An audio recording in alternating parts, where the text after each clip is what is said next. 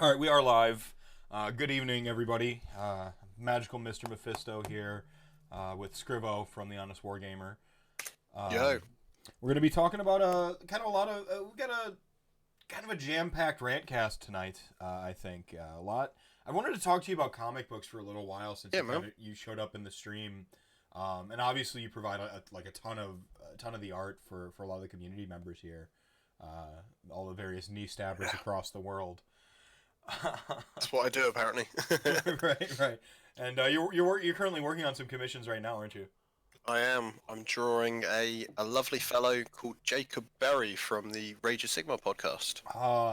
See, Jacob Berry is one of those people who I always refer to by first and last name. I feel I have to. It's like if you try calling him anything other than Jacob as well, it seems like you're being too casual with him. Yeah, it's like a Jacob. I think it's because he lives in a mansion. Is that what it is? Yeah, it's got. Yeah, man. It's the boat shoes in the mansion. I think is. Yeah. Like, and his ability to fall asleep under any surface is also like that's just like a next tier that we don't all possess in skill. Definitely, most definitely. Everything's fallen off my desk whilst we're streaming. This is brilliant. This is the beauty of live content. Hey, David. What are you telling me? AOS Reminders himself, Davis Ford, showing up in the chat there. So I have used your website, sir. It was very helpful in my 8th game of Age of Sigmar, and I still lost it. No, it was cool because I'll play like my games. I don't like going to a tournament without getting reps in with my army, because then you're like kind of learning your army as you're playing against people, and that can lead to like a clunky experience. But like, I made some last minute changes to my normal Beasts of Chaos army because I run it at 2,000 points. Going to a team tournament, I'm like, okay, I'm going to take 1,000 points of Beasts of Chaos, but now I've got to change it. So I'm running a version of the army, I've never run before. But I had my AOS reminder sheet with me, and nobody noticed. Yeah. Except for like, it doesn't feel like cheating. no, except for a couple of times where I was like, or I'm like, oh man, what are the melee stats on this wizard who never freaking fights in melee? Because that never ends up happening. So there was that, like, I had a little bit of an embarrassment there where I had to look up melee stats for a wizard. But yeah, no, I just, since we happened naturally on the AOS reminders subject here, I just want to say real quick, is I think it helps drive parity in the community. And anything you can do to help sort of have a more knowledgeable player base, and that sort of parity, that raise that average skill level up, I think is just good. It leads to better games for everybody. Yeah, it means that everyone's going to have a better standard of game. And to me, if everyone's playing the game sufficiently well enough that they don't forget anything, all the better. Right. And like, I don't want to beat you knowing most of it was you beating yourself, like, because I'm testing my own skill. I want to play you like I'm like Goku. I want to play you at your final form, like. Sorry, that was a little nerdy there, even for me. Hey Tristan, how's it going, my friend? Oh, not that guy. Seriously, guy. Tristan. You're not coming back for at least 3 years. On square basis, maybe, right? Oh man. And are we gonna talk old? I think we're gonna talk Old World, since you brought it up, didn't you? Oh god. Oh man, you brought it up. So like. Oh, what have I done? I know. I didn't want to do it, but this is the hot button issue, and now I can put it in the show notes and like get extra clicks. So. Oh yeah, just be like. So everyone will be wanting my opinion on it, obviously. So is everybody ready for the Mr. Mephisto hot take of the year? You ready for this? Are you prepared? It's a fucking logo. It's a fucking logo. I look, I'm happy. People are happy out there, and you want your square bases and all that stuff back. Be happy however you can be, and love the stuff you love. But this is nothing. This fucking post is nothing. Do you want some real spoilers here? Yeah, go ahead. The average lead time from them having a picture of a figure and a figure that we can buy is 3 years. So by that kind of metric, they haven't even made some new figures for it yet, or even considered making like designs for it. That's essentially, it's literally that logo is all they've got. They've gone, right, let's start that then. Oh man. I've got about 16 different comic book covers, all with different logos like that I've never drawn a single page of. See, that's as far as they've got.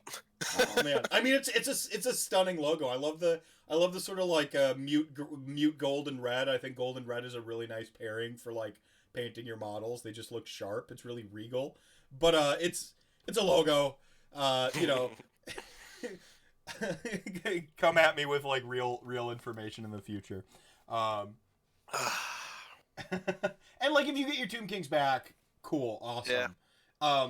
You know, I've said before, I've said it on RantCast before, that Total Warhammer is a thing that exists, and when people are going from like never played a war game in their life, they play Total Warhammer. Board gaming, which is kind of the greater category I lump a lot of traditional gaming under, is the fastest growing market in nerdery right now by leagues. It's outpacing film and video games by an insane amount. Now, it's a much smaller market, but percentage-wise, it's growing the fastest. So people are making that jump from the digital age. I feel like we've kind of felt disconnected for a while from each other, and so we're seeking out tabletops gaming for connection with humanity again. And I think that's just like a human thing that's happening. And so people play that Total Warhammer game. It's great. They play, you know, Scaventide, you know, or Vermintide, and you know they want to come and play the game that looks like the thing they just played on their computer, and it's nice to have a parallel to go, oh, this is what you play. Imagine coming into a Games Workshop or a Warhammer store at the moment and saying to the member of staff, I want a Vampire Coasts army because I play that on the computer game. I fucking love that. Right. Can I have that? And they go, well, it's actually not a thing. The university you're talking about, we destroyed it, and it's literally that's suddenly you've lost a sale. They're gone. Yeah, and so like they'll go play Kings of War. Yeah, I mean, and that's a harsh reality. So I think it's fine that they're doing this. It's cool, but again, this is a fucking logo, guys. Let's cool the hate on the internet. Like, until I've got something in front of me, I just don't care. Yeah, I'm kind of similar, but everyone's talking about it, so we had to devote 2 minutes to it on RantCast. So there you go. Also, I wanted to lie to everybody and say I wasn't going to talk about it, and then I did. Boom. It's my fault. Expectations, subversion. That's what writing's all about. That's what it's all about.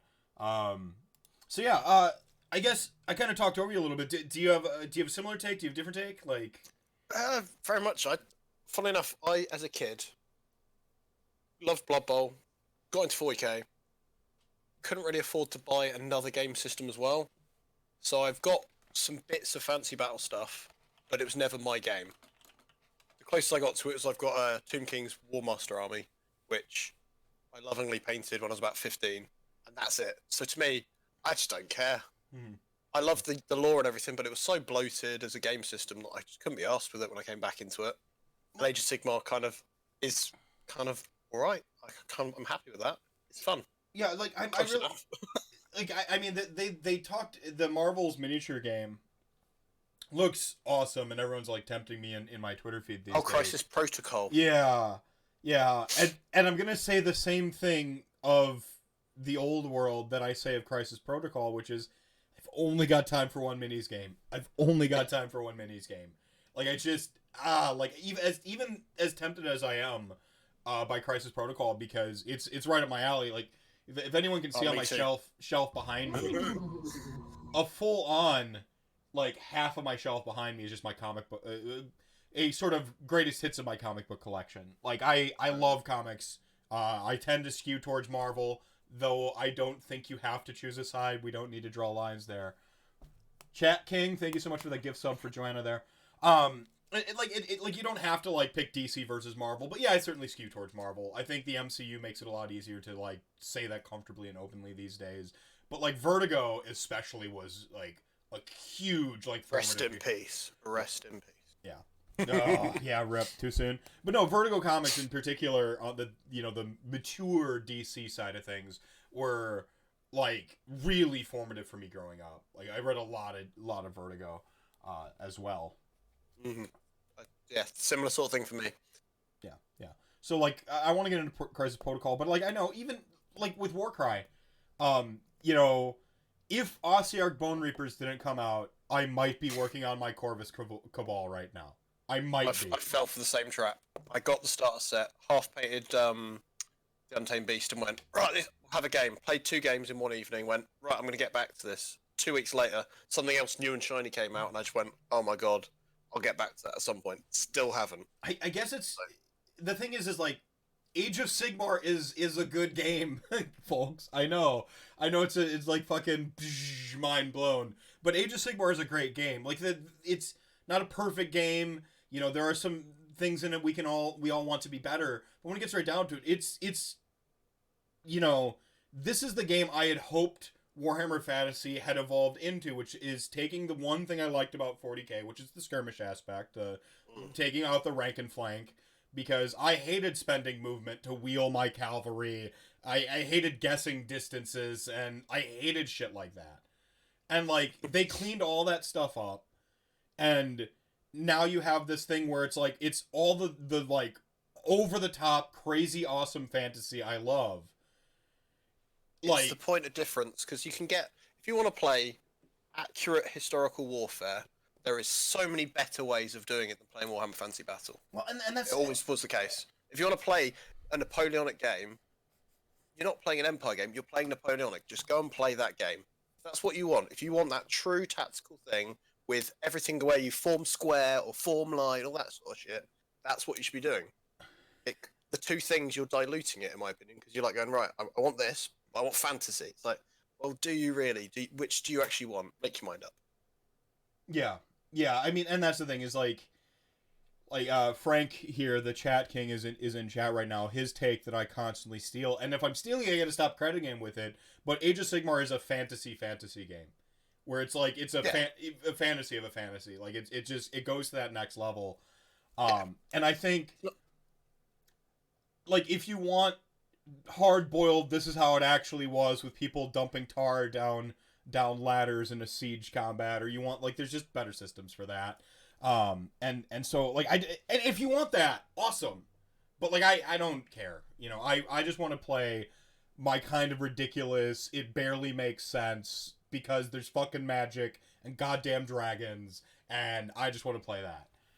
What got me into thinking it was a thing I'd want to play is Squig Catapults in 40k, or Snotling Pump Wagons, or Doom Divers, or something dumb like that, because it was something quirky, weird, and friggin' awesome. Right. And no one else did it.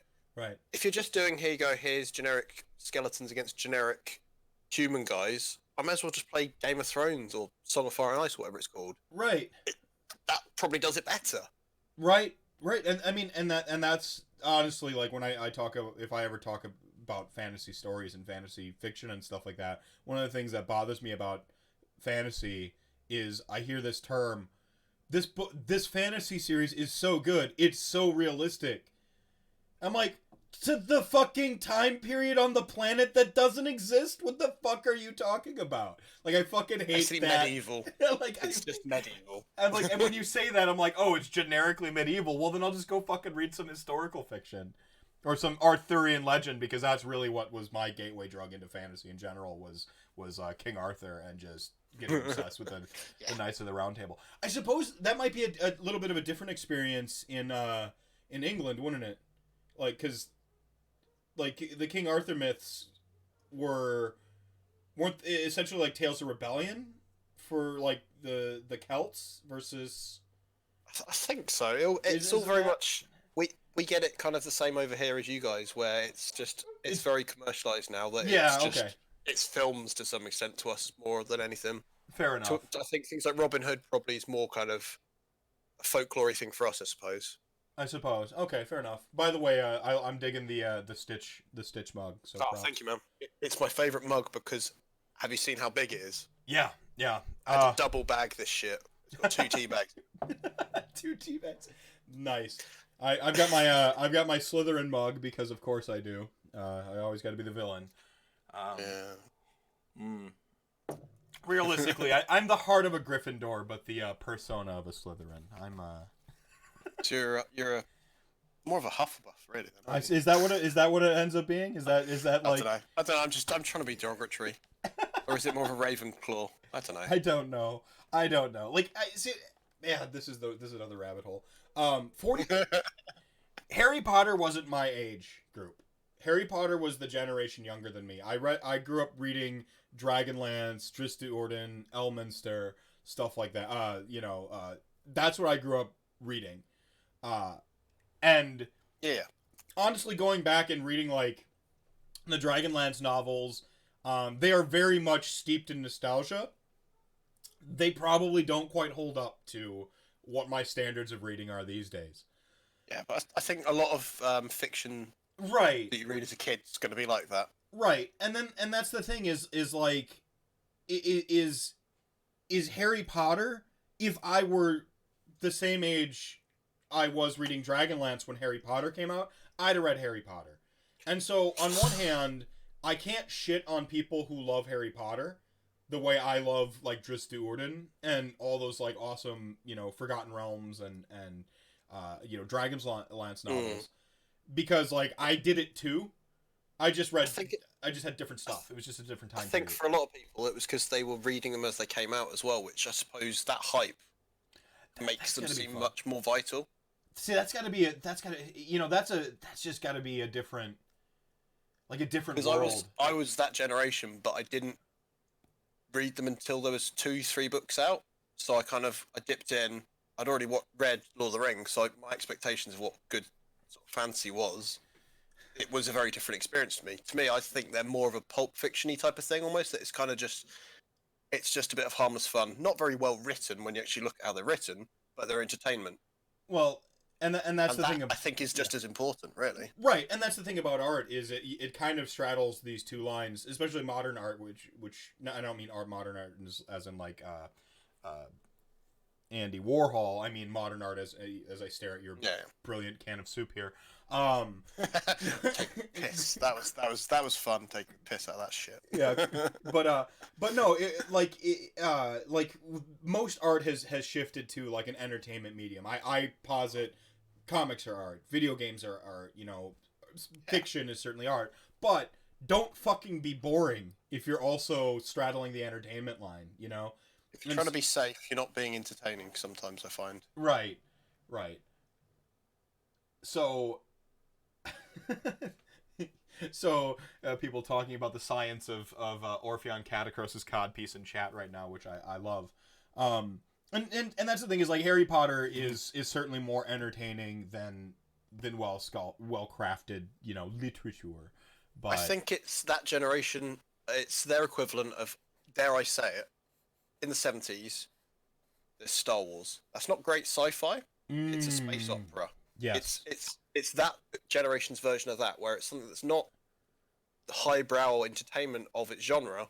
Well, but it grasps, like, it's almost the zeitgeist of it that everyone suddenly just latches onto it. Well, it's thoroughly entertaining, and you look at like the sort of, the parallel or the rival to Star Wars being Star Trek. Like Roddenberry had a very different things. Very philosophical, sort of even like oddly tech savvy nod towards sci-fi. With the whole this is a post-scarcity era, so like we don't have to think about that. Money's not a thing. Money doesn't very exist. Optimistic. Yeah, it's very optimistic. Money's not a thing. They you just push the button. Tea Earl Grey hot, like, and you get it, and then like he and I remember seeing the I remember when I was younger, I saw the Heisenberg compensator on the transporter, and then like it blowing my mind as a young like sort of science geek, going, oh, like he knows about they accounted for the Heisenberg uncertainty principle with their transporters, and just like, but like that's a very different sort of sci-fi than Star Wars, but both kind of like capture you in different ways. And so I guess it's a really long-winded way of saying like I don't care if you love like your old world or Harry Potter or whatever, like if it's entertaining to you. Exactly. You awesome. Do you, mate. Yeah. That's the way I see it. Yeah, exactly. Like if you're enjoying something, don't let anyone take it away from you. But at the same time, don't force it on me. If you start forcing something like that on me, I'm probably gonna hit back. Well, so that's the other side of it that I don't often talk about. But yeah, like people can be like a little bit obnoxious trying to get you to love the thing they love, huh? Like, just, dude, I don't want to play your game. Like, let me play mine. I don't want to read Harry Potter. I already had Dragonlance. Like, yeah. So, if you don't mind, this is the part where I want to kind of ask you a little bit about your origin story. So you kind of... Which side of my origin? Which side of your origin? Well, maybe talk about getting into Warhammer, like how you kind of got into Warhammer, and how you ended up being like part of this honest Wargamer family. I know you do a lot of the sort of behind the scenes stuff, and even you started doing a lot some other stuff on camera now too. But like, for instance, I ran into you at Nashcon. Nashcon, yeah. I ran, and you were just like mid running around. Weird. Yeah, mid. It was weird. So people come and say hi. I'm like, hello. I've got to go. Yeah. Do that. It's yeah. You were mid like carrying like equipment and like shaking people's hands, and so now you're borderline famous, and people are recognizing you in reality, and that's gonna be a cool. Super weird. See, that's gonna be a cool journey, I think. Like. After 14 years of drawing comics, no one, even at a comic convention, you get the odd person who goes, oh, I saw you at the last show, I bought your book, it was alright. In 2 years of doing this stuff, I have people coming up to me at events going, I love what you guys do. And then they'll be talking about something I said 3 weeks ago on Twitter, and I'm just like, this is so strange. Mm-hmm. It's not normal. Right. So I guess it's just the easy question then. How did you meet Rob Symes? Well, there's this really weird thing that happened. Warhammer TV kind of launched just as I was getting back into the hobby after the traditional break of kind of going out and finding alcohol, women, and other things to do. So when I got back into the hobby with some mates, just at that exact moment, Warhammer TV, the whole Warhammer Live thing was launching. So I was sat there in the chat, just kind of, I was there with Notley from day one, chilling with him, just talking shit, and it was good fun. And it was when someone else had posted a picture of Roblin in the chat at some point, and I thought, I'll have a go at drawing that, because at that point I was sitting drawing comics, minding my own business, posted it up, and then when he parted ways from Games Workshop, he asked me if he could use that artwork for his new thing he was going to do, and I said, yeah, sure. A week later, he sends me a message saying, can you do some little animations with me? I'll pay you for it, type of thing. And it was just like, from that, it kind of spiraled, and that's almost like the rest is all history. But it started off with that, and then I think it was last year for the Bravery 1 British Open, Bobo, he was talking about doing coverage. I was going to go, and it's going to be my first event playing Age of Sigmar, and I ended up just helping out at the last minute, which was strange. Yeah. And then now I'm flying across the world with him. It's very odd. Yeah, well, very odd. the same time you went to NashCon, you went to a Canadian tournament. Yeah, CCBB. CCBB. You went to that first, and that was actually, I think you mentioned that was your first time in North America. Yes. First time I'd left Europe. Wow. So I'd spent all my time and effort going to comic conventions rather than traveling like everyone else normally does. So then I guess if I can rewind a little bit, you mentioned you've done comics for 14 years. That's about as long as I've pursued writing as a profession too, which is just a ton of rejection letters and stuff. It breaks your heart. I suppose you have a similar thing too. You've got your portfolio. You're competing for the same jobs other talented artists are competing for. There's so few jobs in that industry, and because of ironically things like the Marvel films, everyone goes, oh, I like drawing, I could do that. So there are so many people doing great stuff, and only so many people to buy the stuff. Right. It's quite tough. Major saturation. And I've got a sideboard for why Disney taking over the entire world is bad for that exact reason. Because it just means there's one less hiring. It's just the hiring pool for artists is collecting into one spot, and that's not a good thing for the competitive aspect of art, because I think that's one thing that we don't talk about as artists, as writers, is it's competitive to be an artist. You think it like artist is just the feelsies, I'm going to draw something that makes me feel good and makes it. No, it can be really competitive. And you talked about like doing like the comic circuit, which is similar to just about anything else, is you kind of have to network and you have to go around, you have You to have to rub be up. there. The minute you're not there, no one knows or cares what you're doing. So I was quite fortunate when I first started doing comics. It was kind of early 2000s, and it was just as the webcomic side of things became a thing. Mm-hmm. So I was kind of posting up my comics, getting lots of hits, getting people wanting to buy the merchandise, buying a book of it. It was all really cool, and I burnt out. Like most artists, I got to a point where I was going to 2-3 shows every couple of weeks. I was doing a show, and I just got to the point where I just couldn't. It was just I hit the wall. So Because I know, and most of my interaction with you come on Twitter and sometimes in some of these chats for some of these some of the various podcasts and stuff. And most recently, kind of talking in my chat, just on it wasn't even a RantCast, it was just a random stream I had going one day. And you had mentioned then, and this might have been months ago, that you had kind of like burnt out, and that burnout was recent. yeah, so I had a bit of a burnout when I first did my webcomic, and so I took a bit of a break and went, right, I'm going to do something different. Started a new webcomic, and that kind of, I lost interest on that. And then I had, I think, a couple of years break where I just went, right, this isn't working. I'll just focus on work. And then, funnily enough, because artists are artists, I sat there kind of, it was digging away at me, and I went, right, I got to get back on this. I've got to get back on this. And so I did. Mm-hmm. And then 6 years of me just going to conventions to the point where I was going to one again every other week, it felt like. And I just went, you know what? No, this is financially crippling me. Right, I need to just sort myself out. Right, and when you're not seeing a return on the effort too, like you're getting. It was getting to the point where if I wasn't sitting drawing pictures of Deadpool for people, they weren't interested. That's not a career.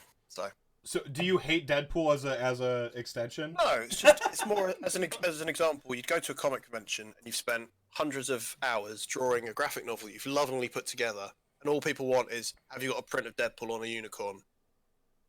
Or that guy's doing one for a tenner. Can you do it for a tenner as well? And it's just like, you're devaluing work. It's not nice. Yeah, and there's that competition. It got very disheartening. Yeah, no, fair enough. So I guess one of the reasons I actually wanted you to be on RantCast, and I've kind of had this idea that we'd be talking about comic books for a little while now. Yeah. But it was like go time for me when I saw you sent out a tweet that you actually went to a comic convention again, and you kind of had that spark back a little bit. Yeah, it was really strange. It wasn't even that I went. I just, it's the first time there's a big one in the UK called Thought Bubble, which is like, imagine 90% of Image Comics is there, like the creative teams for a lot of that. And it's a big party at the end of the year. It's the last show of the year. And this is the first one, apart from I think one where I was in hospital, that I haven't gone to. And so I was seeing all these people posting about it, and I felt so like I was missing out. And it made me go, I've had a year off from doing comics, apart from the odd thing here and there. I think it's time. So I'm going to start having a play around again. But it was nice that I actually suddenly went, I missed that. Whilst for the last year, I've not missed sitting drawing panels of artwork. Yeah, no, I've been too busy, I guess, as well. So and for the comic book illiterate, or like the casual comic fan, Image is actually the reason why they're a very solid comic book company is that their artists and their writers tend to keep creative control, which is not something you're going to get with Marvel or DC. Yeah. So they're kind of like a conglomerate of independent artists under one big label, which is what the dream would have essentially be, as apart from being pure indie, right? But being pure indie is tough. It's hard to do that. So yeah, Image is pretty sweet for that respect, even though Todd McFarlane is a dick. Like, a lot of the old school are lovely folks, so I did have the pleasure of meeting quite a few sort of names, and they're all really lovely people, but they do it because they love it, not because it's going to make them money. And they all often have side jobs to get it going. So, like, a lot of big comics writers actually write scripts for TV and stuff on the side because there's money in that. Yeah, Warren Ellis is very, very good example. Famous, very famous. A man I've spent a few times. I've bumped into him down in a bar at London Comic Con. It was quite strange. Is he cool? I've never met him. Is he cool? Because he's a lovely guy. He's one of those guys that seems like he could either be like, full Alan Moore, just a weird douchebag, or Alan Moore's lovely. Is he? Alan Moore's context. That's all context. That's okay. That's, I think, a lot of the time it's down to that man's had his heart broken by comics. Is that what it is? So, yeah, I'd say so. Fair enough. I understand. I imagine when people meet me when all of my art has been co-opted and destroyed, and in the future, I'll just I imagine be a if you giant go douchebag. to do a film, so like League of Extraordinary Gentlemen, he was there on the set for it, and then went, "You guys are wrecking this. Can you not change it to this?" And they go, "No, fuck you." Mm-hmm. Well, they made it into that like was the first one. They made it into a. Oh, they made it into a family comedy romp, and it just like this is not what League of Extraordinary Gentlemen is. Like that's not what I signed up for. yeah. Oh man, that had to be brutal. I understand. I get it. So I guess like on the side, then I wouldn't say on the side, but you've been doing the Honest Wargamer as well, and yeah, and you've had the opportunity to like stay crisp on your drawing and your stuff like that too. With these, doing various profile pics and artwork for events. Like I see the Bloodshed and the Shires here.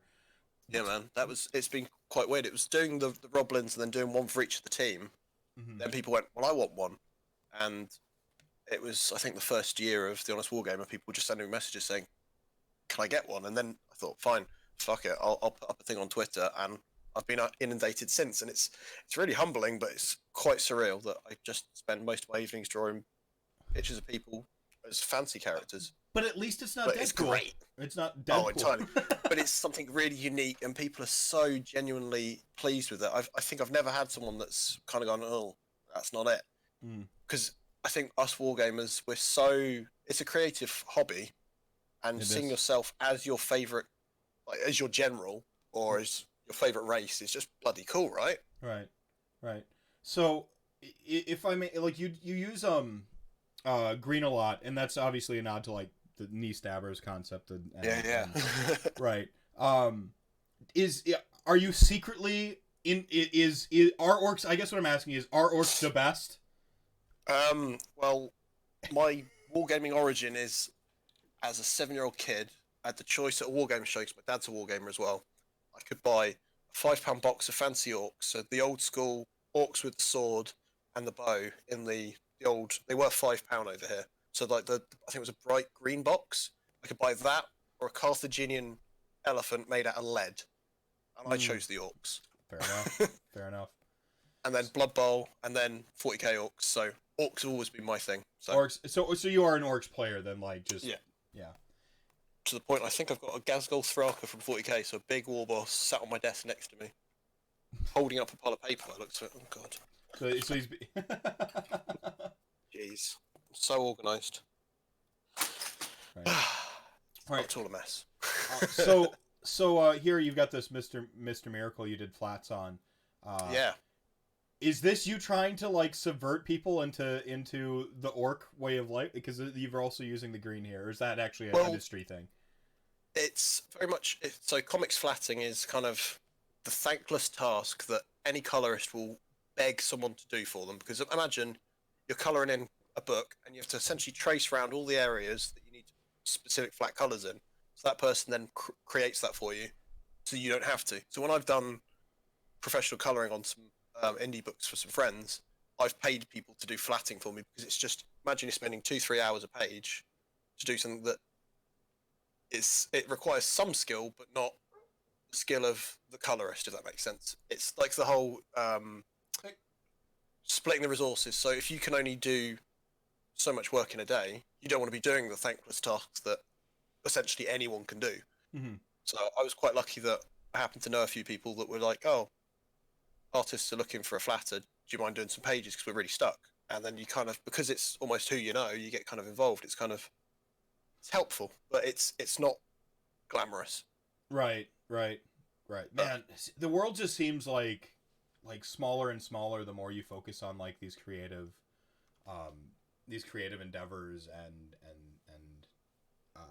like if you really focus it on comic books, then you start to meet people who write comic books, and eventually you kind of run into, you start meeting more and more important people, and so on and so forth. So and it's weird that like, so that's the comic book sector, and then on the side of Warhammer, like you are sort of one of the important people amongst the talking heads. I wouldn't say so. You don't I think push so? buttons. I push buttons. You push buttons. Yeah, but then the show goes, and that's what makes the show happen, right? So yeah. if I'm not there, someone else can push those buttons. That's Someone the else thing. can That's, push the that's button. That's what keeps me humble. So you're I'm the replaceable. so you're basically doing the comic book flatting, except with the Honest Wargamer. So you. Well, so it's kind of my job in the Honest Wargamer during a live stream's kind of changed a little bit. It used to be just literally I was just having to do things like switching the camera when we had kind of stationary cameras and updating the lists, all that sort of stuff. Just I was literally having to sit there with 3 computer screens dicking around. Whilst now, the last so Bloodshed and the Shires, I literally sat there with my laptop, moving the cameras around. That was it. I was a cameraman. So it was artistic. So I had to make sure I was doing it in a specific way. But yeah, very different role. Interesting. So I guess what are you ever planned for? Yeah. So you've got three commissions currently backed up, so on and so forth. But what are your Age of Sigmar aspirations currently? Oh, that's a funny one. So when I first kind of was eyeing up Age of Sigmar, so I was watching Warhammer Live when they were doing like their narrative campaign when they first launched it. I was like, right, I want to get into this. I'm going to pick an army that's nothing like my Orcs, nothing like my Space Marines, and so I bought some Sylvan Earth. I then discovered how many trees I needed to buy just to make it vaguely competitive, so the Wildwoods, and I just went, you know what, I'll get to this. I never did. And I said to a couple of my mates, if they do some new Squig sculpts, I'm in there. I'll buy some goblins. I'll be in. So at the beginning of the year, I bought a Gloomspite Gitz army, mostly Squigs. They're still half painted because I then realised they were pretty shit on the table. And when playing with people that were new to the game, I was getting tabled because I just ran away. Because I was playing a very wonky army that was very random, and it was frustrating for me because I didn't want it to be that random. And I'm sure there's ways of making a Squig heavy build quite competitive. I didn't find it within the couple of games I played. And then the Slaanesh army models came out, and I was just like, oh, they're pretty. I'll buy some of them. I'm sure they won't be too broken. Ooh. And so now they're sat on my paint sort of side, and I'm just slowly painting them, but I don't want to rush them because I don't want people to go, oh, you're playing them. Yeah, you're just a filthy player. You're just a filthy monster. Well, like, the week I finished Celeste, they did the White Dwarf article. And I just went, right, he's not going on the table anytime soon. Brilliant. Yeah. So. Yeah, no, I've been pushing to try to kind of have people alter their perspective just a little bit on the sort of perception of busted armies. Like, it's fine that armies are it's not fine that armies are busted, whatever. Armies are going to be busted. We're going to have outliers. It's just part of the growing pains of making stuff. It's also, you don't, I hate to say this, but there's that whole, you don't have to take the bench shit. But at the same time, if you're having a friendly game with a mate down the club, there is no reason for you to bring the dirty tournament list. You can bring the stuff that you never bring out. So, right. The last time I played a guy down my local club, I've just bought a Nurgle Demons army. It wasn't very good on the tabletop. I brought it just to see what it could do. Well, and put it out, and it was good fun. I had fun. Right, and I think that's, win, but it doesn't matter. That's the first threshold that people need to sort of cross when they're playing Age of Sigmar in a landscape where there are some busted outliers that just are no fun allowed. Right. You don't have to bring the busted stuff. You can still play the army you love, say if it's Slaanesh or whatever, without cutting someone's, like, just totally cutting someone's throat at the table. Like, it's possible to, like, take just a bunch of fiends and, not stack 3 keepers or whatever it is. But the thing I really kind of hate is, like, these people who are like, I refuse, like, I hate people who play this army, and I think that's unfair. That thing right there. I took a very different approach to that when playing 40k. So I'm relatively new to playing competitive wargaming, full stop. So beginning of last year, I went, I'm going to play Orcs for a year. At that point, Orcs didn't have a codex, so they didn't have a battle tome, and it was just like, it was going to be hard anyway. So I went in going, if I beat someone that does have a good book, I've done really well. And it was great. And then it has slowly gotten harder and harder that I've now toned back playing Orcs only at tournaments. But as an example, I set myself that challenge. I was like, let's see how well I can do with an underhanded army. Like this weekend, I played a 40k tournament. there was loads of Space Marine players, which is the new hot shit. I was Right. playing Dark Angels, which don't get all the new stuff. They don't get all the dirty, broken rules. So I was playing on hard mode. I won 2 of my 6 games. I had fun. And that was something to celebrate. It was fun. It's like going and playing Iron Jaws before their new book. If you got wins, great. If you didn't, you got to throw some pigs into people. That's the important thing. Right. You get to roll some dice. That's half the fun, right? Right, and that's the thing is like you're setting an expectation for yourself for how you're gonna have fun, and you can do that on both sides of the competitive spectrum. And I think that's where the lead sometimes gets buried, is that like it's okay to like come at this game from a different angle. Like I just want to, when Nagash was falling off in power level, it became getting the high score on hand of dusts at a tournament. Like, yeah. Like we're like, okay, fine, you're hand dusting, horde armies. 60 witch elves will just beat your face in, but like I want to hand dust as many models as possible. So like, it's going in with what your expectations are for what your enjoyment's going to be. Right. And real quick to circle back around, because chat's really popping off here about squigs. The squig models, fantastic. The squig riders in particular are amazing. Like they're just amazing models. It's a darn shame that in a game where movement is super important, they have random movement. It's just like, you can fix them with the it's the Squiggle Launch. This battalion lets you re-roll it, so there's some element to fixing it. Right. But then it's points cost. Right. It's just, to me, it's like that's an army that I'm going to love painting. I'm going to love playing with them, but I'll be playing my wife, or I'll be playing one of the locals down the club just because we want to have a laugh. Mm-hmm. And it'll be that adventure of the time the Squigs won because I rolled 3d6 for my movement and I rolled an 18. It's going to be amazing. That one time. Yeah. And then as far as Sylvan Earth, which is what Davis Ford talked about, like Sylvan Earth I'm starting to see, and it feels like Sylvan Earth more than any army has this sort of like ebb and flow of interest that like the fact that there's like a tide of interest on them that's remained constant in my like 2.5 years of Age of Sigmar now, like, is kind of crazy. They're one of those armies because they're lovely models. They're lovely models. Is that mostly. what it is? Like, Yeah, I think so. I always see it's probably like weekly. It's probably weekly. Like, oh, I just I'm gonna play Age of Sigmar. I just bought Sylvan Earth. Like I constantly see it. Is people jumping in on Sylvan Earth and so is it the models? Is that what it is? I think so. To me, it's like they've got such character to them, and they're quite understated. There's like the little subtleties, like the Colonel Hunters have got their little sprite thing that's holding its arrows for it if it's got the bow. It's these little details that get forgotten about for the Sylvan Earth, I think. Yeah. It's just I think it's an army with a lot of personality. Unfortunately, I personally hate dryads, so I could never. Oh, they were horrible to build. I think that was my first obstacle. I used to building orcs where everything's chunky.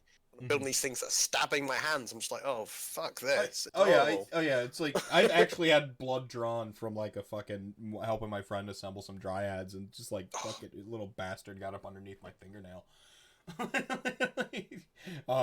So like, yeah, I hate dryads, and that is a physical hatred because it was like ingrained in me from physically handling the models. But beyond my hatred of dryads, I kind of lament that whilst I see a ton of people building Sylvaneth and buying Sylvaneth, I haven't really seen a whole bunch of Sylvaneth on the table. When you do it, it's a lot of stubborn players, especially for over in the UK. I find that the players playing them are the ones that are making the best of the situation almost. So you get your people like Laurie Huggett Wild, who brings them along, does all right. He's never quite podium, but he'll get loads of favourite game votes because he's a fun guy to play, and he makes the army as competitive as he can at times. And I think that's the important thing. And so he's playing what he loves, and then when you're playing somebody who's playing something they love, I think that translates to good games. And he cannot roll dice, which is brilliant. he's on par with me, where I rolled so many 2s this weekend, where I could reroll 1s, but I was rolling 2s. It's just magic. It's that magic number of just you're not allowed them. No. Oh yeah, you're the player I would love to play with my old Black Knights list, where like they don't have any rend. I can write a list that's competent and does a thing, Uh-huh. but if it requires any dice. So 40k orcs have got loads of random shot guns. It's great when they do work. When they don't, you're sat there going, "Oh, well, I'm taking more figures off the table." Thanks. That's me. Yeah. I Crying inside. the science brain says there's no such thing as luck. Chance and probability are things though, but the gamer in me knows that some people just dice better than other people for whatever reason. My dice roll very fairly, but it'll be I will roll 6-up saves, but it won't be enough. Rather than me rolling the 6s when I actually need them to do damage to someone else. So you're bell curving out, it's just they're curving in the wrong places. Yeah. Oh, entirely. It's there, especially with my lovely Honest Wargamer dice specifically, are great, because no joke, they roll consistent. I've never had dice that were consistent, and they have been. Well, everyone goes, "Oh, they must be great." I'm like, no. It's because I'm the pilot. That's the problem. See, I like my Shyish dice, my malign importance dice, because they just roll fair. I see a lot of ones. I see a lot of 6s. That's because they've not got too much silliness to the 6s. Yeah, they're not like weighted weirdly or anything like that. Speaking of like insane dice rolling, minimum pants here, Kyle in my chat. I played him against his dispossessed Midwest Meltdown pre City's Tome, and I have never seen someone roll as hot as he rolled that game. And I'm on a suboptimal Legion of Nagash build that like a friend made for me, because I was just like, oh, build me a list, I'll take it to this event. Because I mean, Nagash had just gotten nerfed. My heart had been ripped out my chest. This is my favorite thing in the world, and so like I'm just like, I'll play the fluffy thing, whatever. No, you're not the boogeyman anymore. No, I know. I'm not like scaring children and like hiding under the bed. Wait, that's weird. No.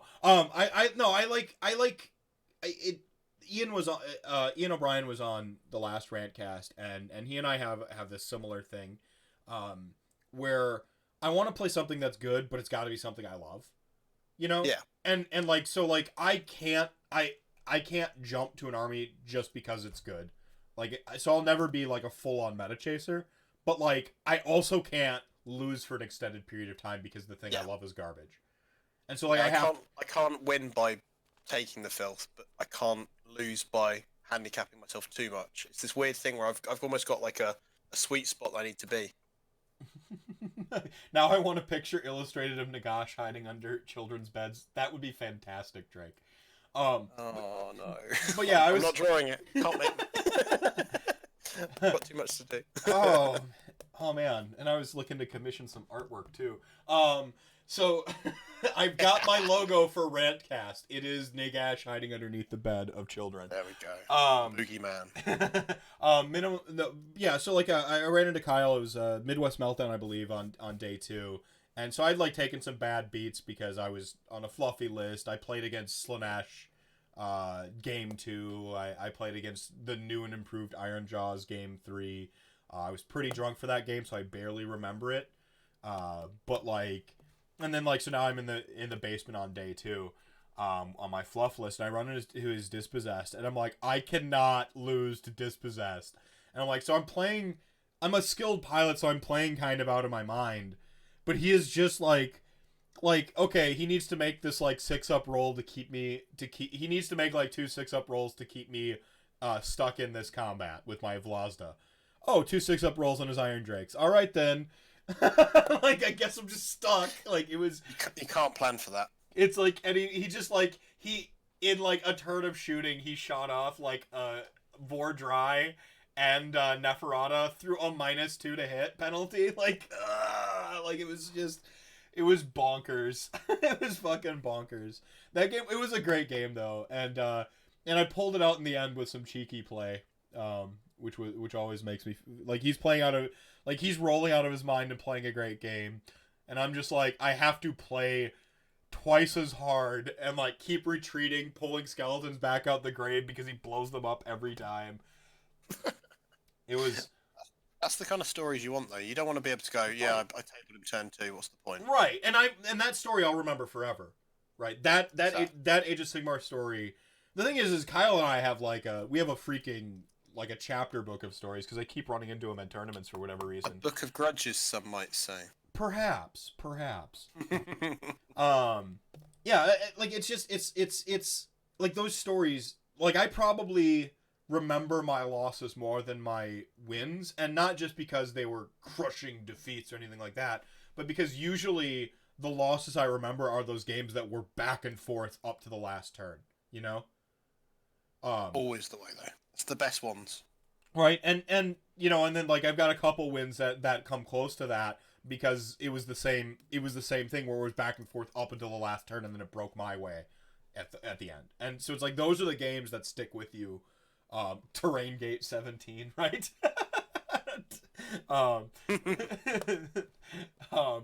Yeah. Yeah, so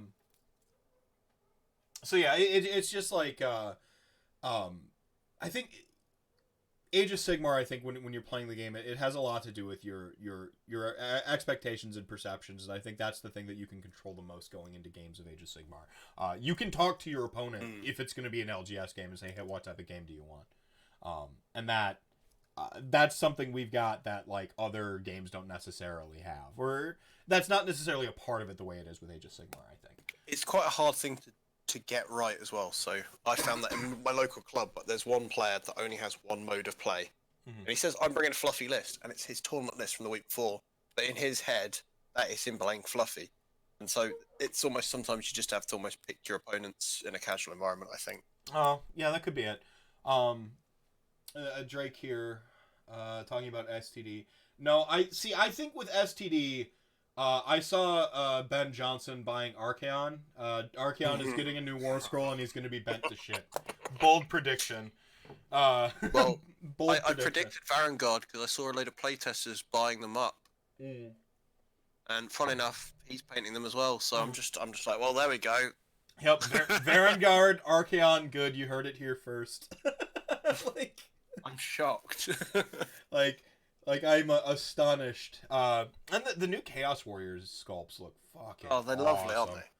Awesome. Because they've done what they did with a lot of the 40k Chaos stuff, where they've gone, we're not going to just go and bin it and do something a bit over the top.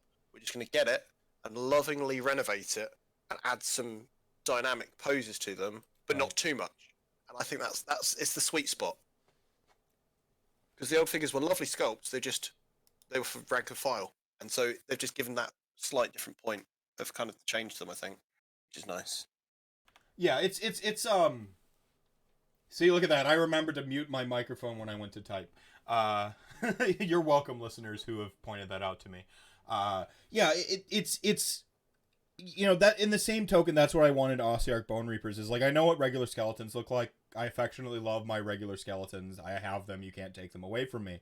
You know, I own like 120 of them, plus Graveguard and Black Knights and so on and so forth. Like when I wanted from Ossiarch Bone Reapers is I wanted skeletons with a facelift, and I think they go much further than what the Chaos Warriors did.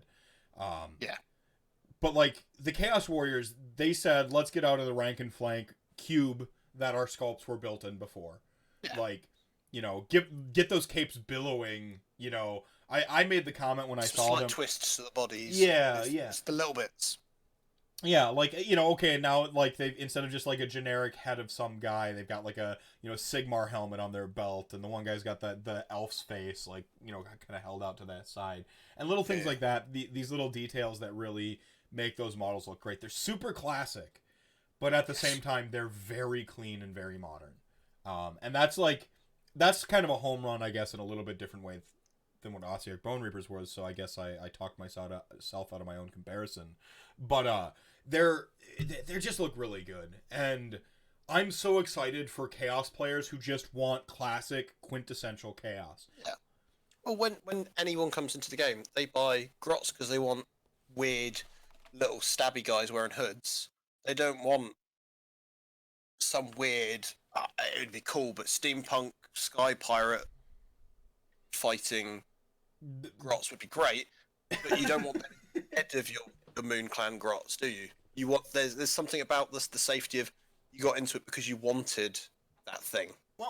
with the Moon Clan in specific, I mean that's already a really refreshing Warhammer take on what a goblin is, right? Exactly, and that's what you bought into. You don't necessarily want anything other than that, do you? Really?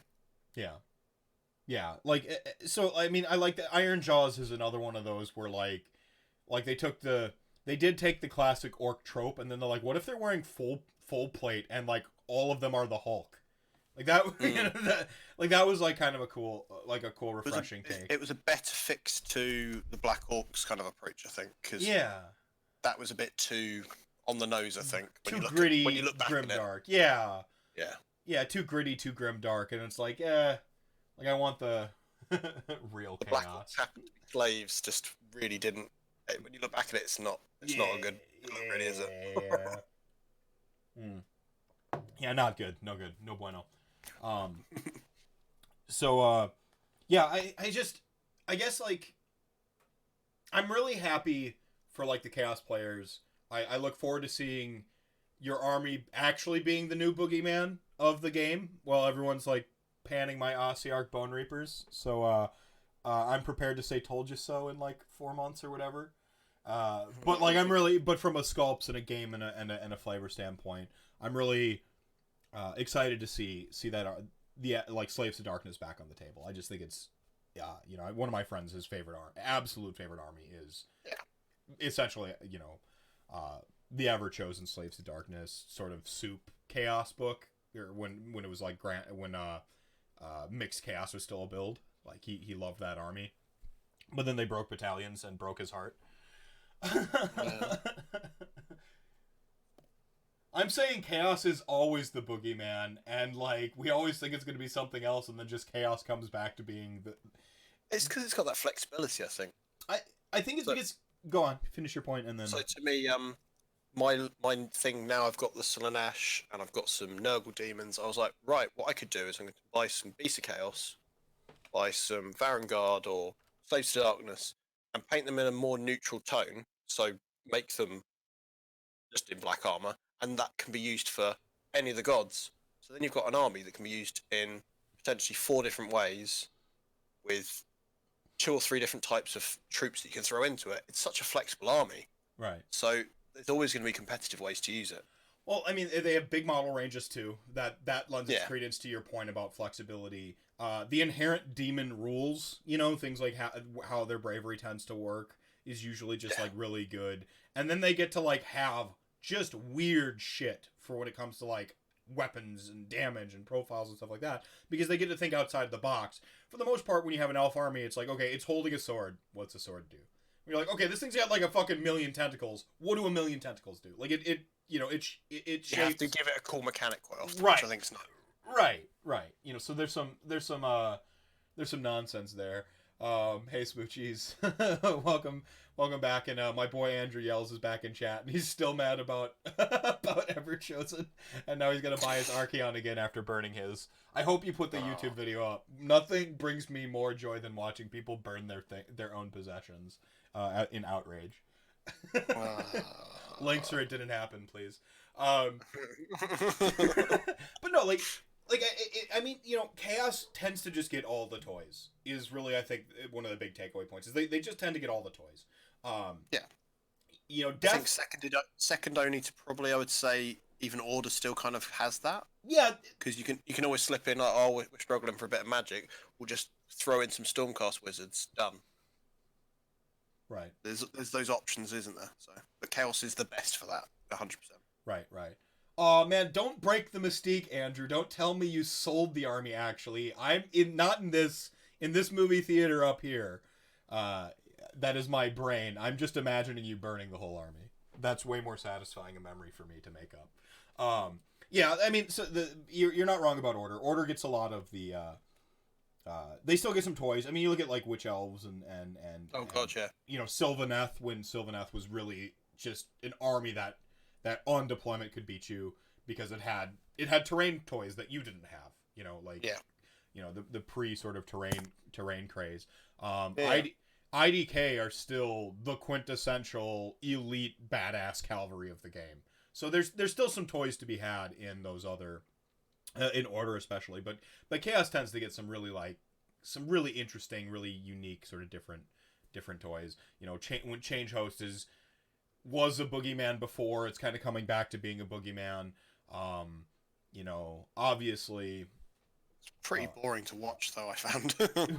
perhaps, but like even then, you look at like the spell, a Zinch spell. I was looking at one of the spells on, I think it's the Soul Reaper model in the Ossiarch Bone Reapers, and I'm like, if this was a Zinch spell, it would be a full on goddamn flamethrower. It would be roll a die for every model in the unit, do a D3 mortals.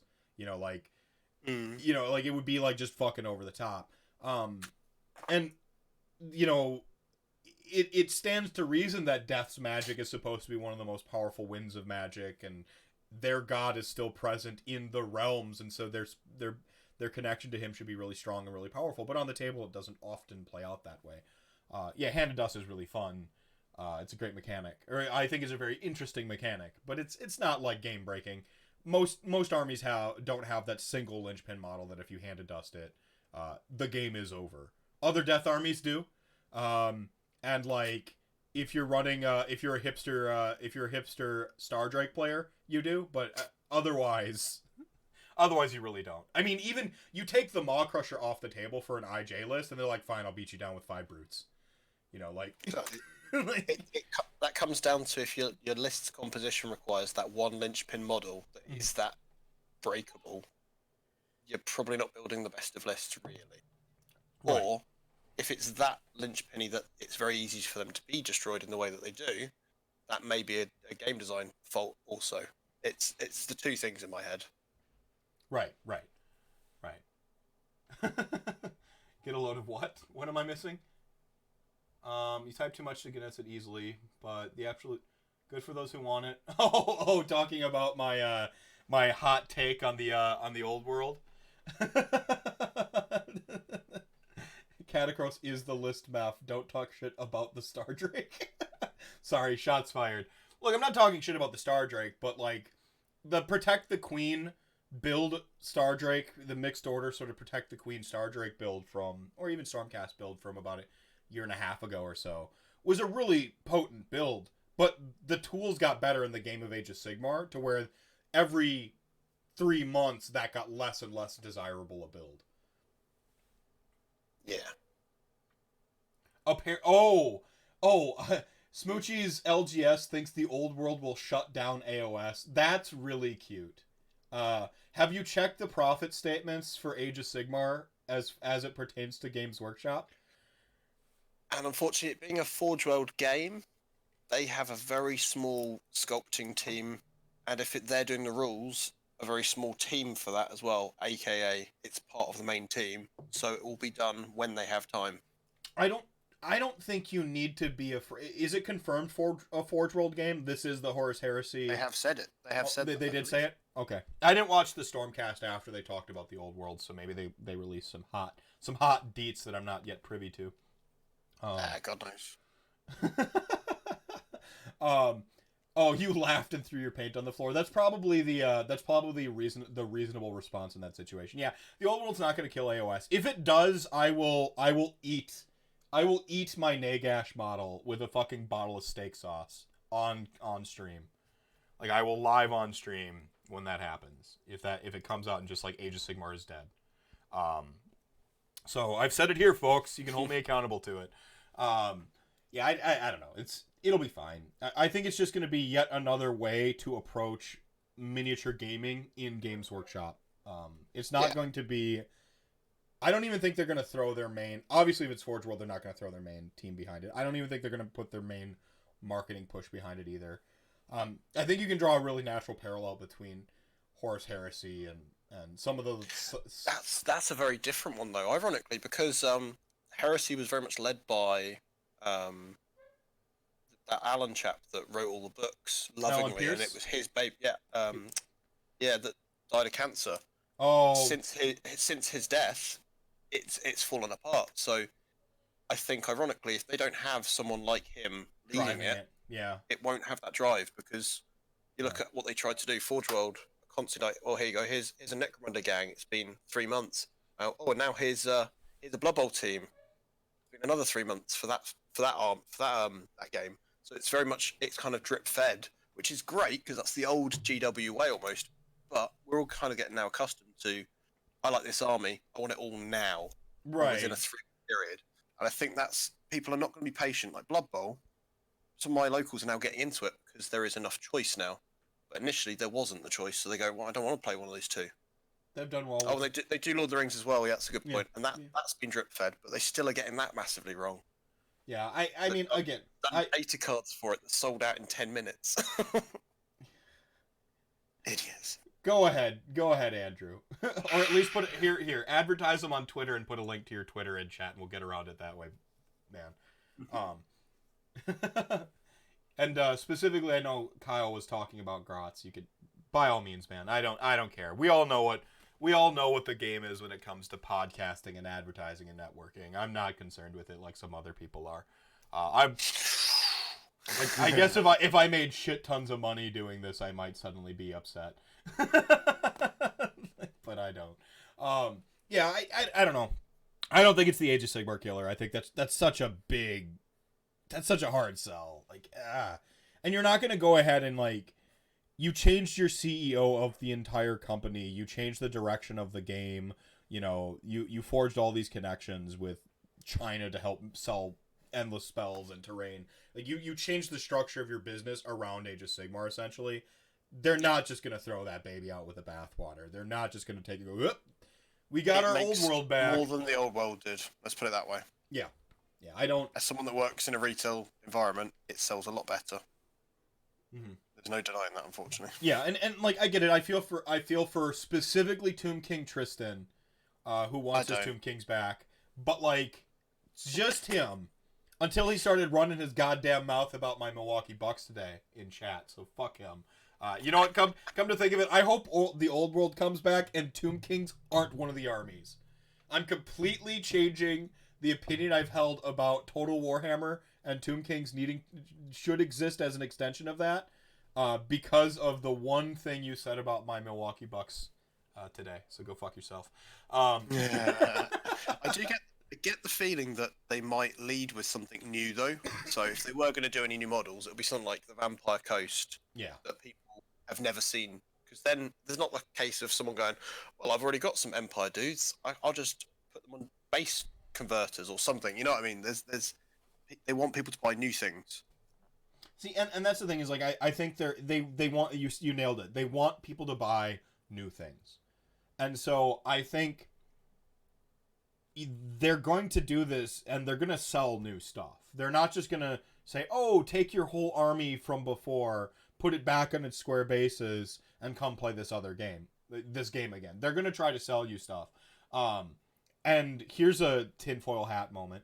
I think Vampire Coast is a great idea, but I also think a new vampire model range for this old world, can also allow you to sort of in tandem release new vampires for Age of Sigmar, because we haven't gotten the new vampire thing. We still don't have that yet. A good parallel to that is, so imagine in Horus Heresy, you get all these really cool big tanks, dreadnoughts, you name it. 40k, they are still really playable, but they're relics, so you can only normally have one. Mm-hmm.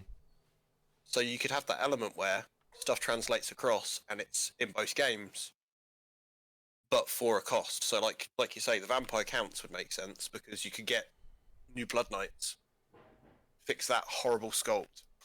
Right. That's impossible to get a hold of anyway, and they're still metal, aren't they? So rip your brushes and your clippers and your file and everything you use to put those suckers together. Exactly. So I think there's that solution. I think that's what it's going to be to me. I get the impression that it'll be stuff that can be ported across that way, but not bringing Sigmar stuff back.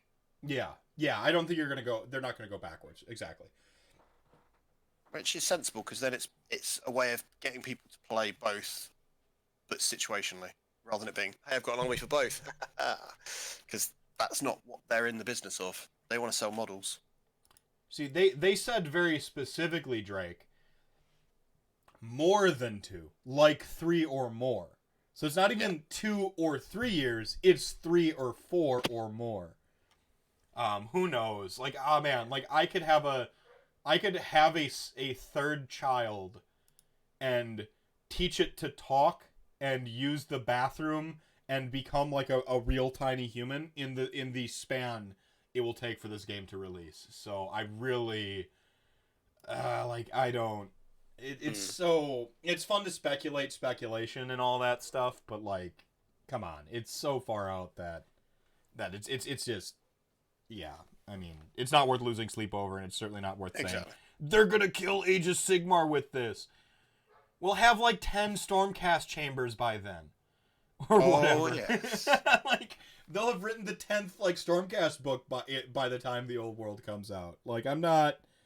And Tomb Kings will still be dead. Tomb Kings will all is right with the world. Savagery. Oh, I'm horrible.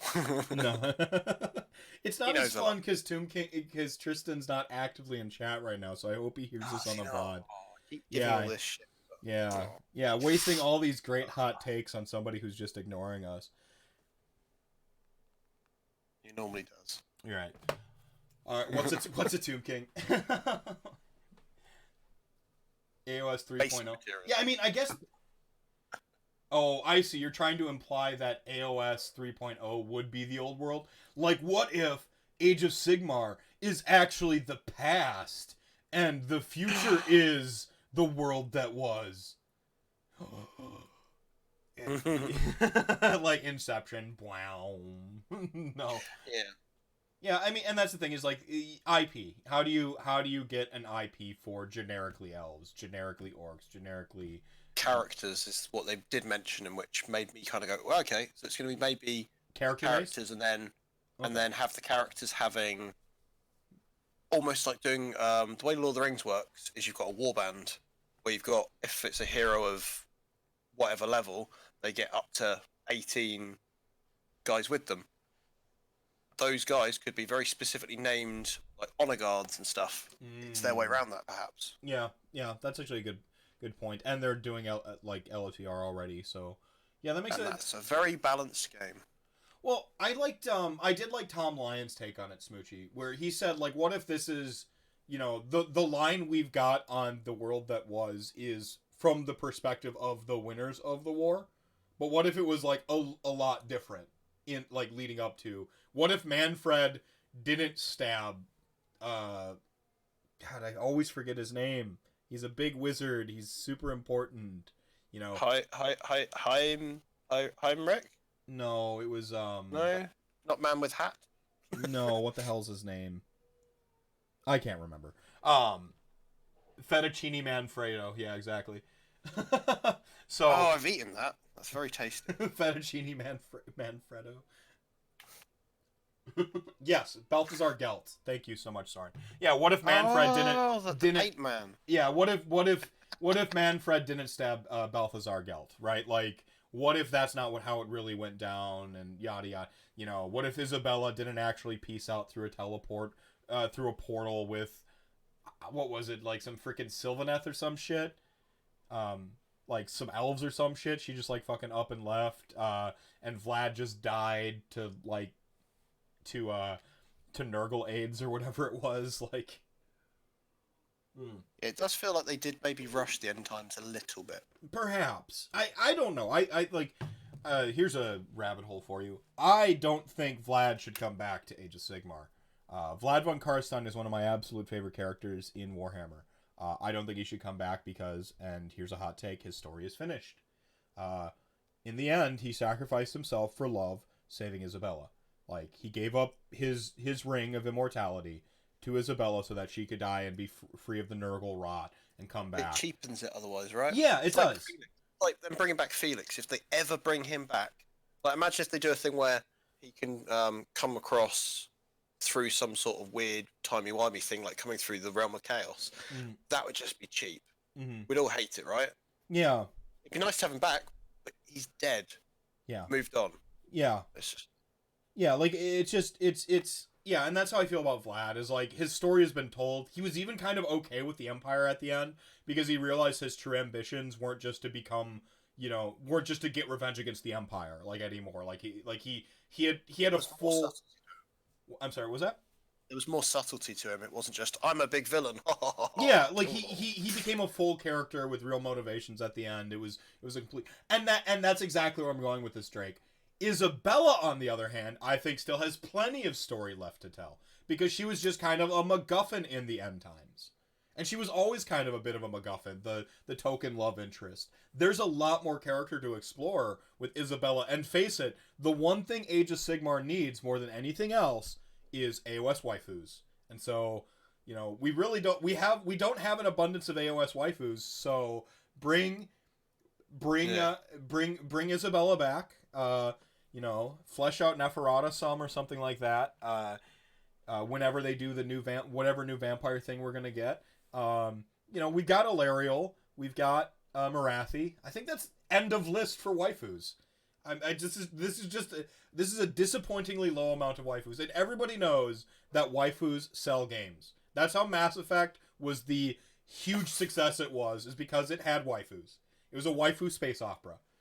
It's also great engaging characters that people can empathize with. I think it's kind of Right. a big thing as well. Right. Like, I mean, if it's always just the same 5 big hero dudes. Yeah. dude characters like Big Ash, if you don't like Big Ash, you're not going to buy him ever. Right. But if there's a character you do care about, you might. Right, and that would be the more intelligent way of stating it, instead of my weird meme way of stating it, which is give people more variety in characters to suture in with, or to resonate with in this game. And that may upset some of the old guard, because they'll be like, ugh, you're going to bring loads of girls in if you give them loads of cool girl characters. But fuck it, it's the 21st century, it's 2019. Yeah, also fuck them, they're wrong, because Isabella is awesome. Like, she's got OG street cred, right? She's one of the original vampires. Like, she's allowed to, like, that would be awesome. So yeah, exactly. I just, clearly every army needs an OP monster waifu character. See, Drake, you get it. Pardon me. Sorry. Yeah. So I just, like, I want to see, I want to see, like, some of, I do think it's okay to bring some of those old world characters in. Abarash, I guess, his end origin, didn't he cure his bloodlust? Right? Yes, I read about that. He drank all the dragon blood or something like that, and it cured him of the soul blight. So, like, he's not a vampire anymore. But, which like, could then be an interesting path as well to be. Yeah, so you could be like, but there's a way to get Bretonnians back, because he can be, like, Abarash and a bunch of Bretonnians just kind of, like, piece the fuck out too through a portal, and so Abarash comes back with his highly skilled Abarashian knights, or like abyssal knights or some shit, and now you have order vampires, which is something everybody wants. Like hire me, GW, is all I'm saying. I've got ideas for days. Yeah, so, like, you know, like, you've got avenues for some of these characters whose stories weren't finished, is, I guess, what I'm saying, from the old world, that can get Age of Sigmar-ified and brought into the new. Well, yeah, I mean, the obvious thing is Bretonnians are flesh-eater courts. And it's really funny, actually. But there's some living... but there were some ones that lived, that didn't go all, like, ghoul crazy. Pardon me, sorry. Should have hit my cough button. Yeah, so I mean, there's ways to bring in some of this old world stuff into Age of Sigmar and keep Age of Sigmar intact and keep it kind of progressing and stuff. Because, I mean, I know that they were talking on the Honest Wargamer a little bit about, like, would you like to see the Age of Myth? And I'm like, not really. Like, I want to see more Age of Sigmar. Like, we're just now scratching the surface. We're finally getting, like, beyond the sort of what I've called the dark ages of Age of Sigmar in terms of, like, the game's existence. You know, we didn't have points initially.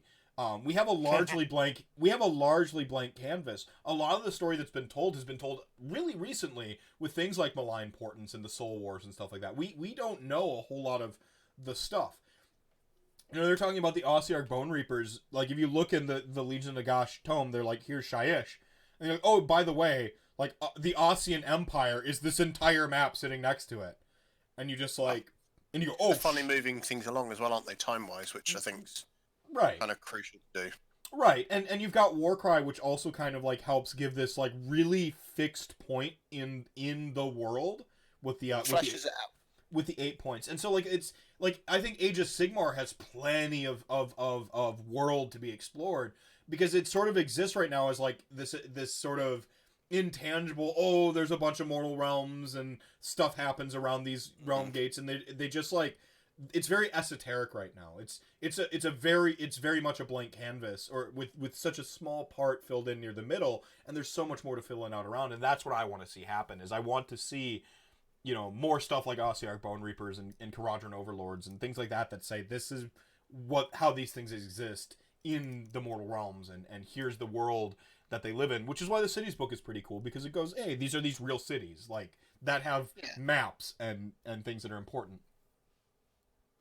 I think that's the thing that they've got to be careful with on the flip side, though, that they don't just go, right, we're just going to churn out this new one and then this new one, and it's just too many threads to pull too quickly, perhaps. Right, and that's just in, all things in moderation and showing restraint and care for a story. Like, there are storytelling tenets that you have to observe, and pacing is one of the biggest storytelling tenets. Well, even with rules writing, the fact that if you look at how Age of Sigmar and 40k both as game systems this year, they've churned out so much stuff that perhaps, I'm not saying that it's on every book they've released, there's always at least some mistakes that they have to FAQ.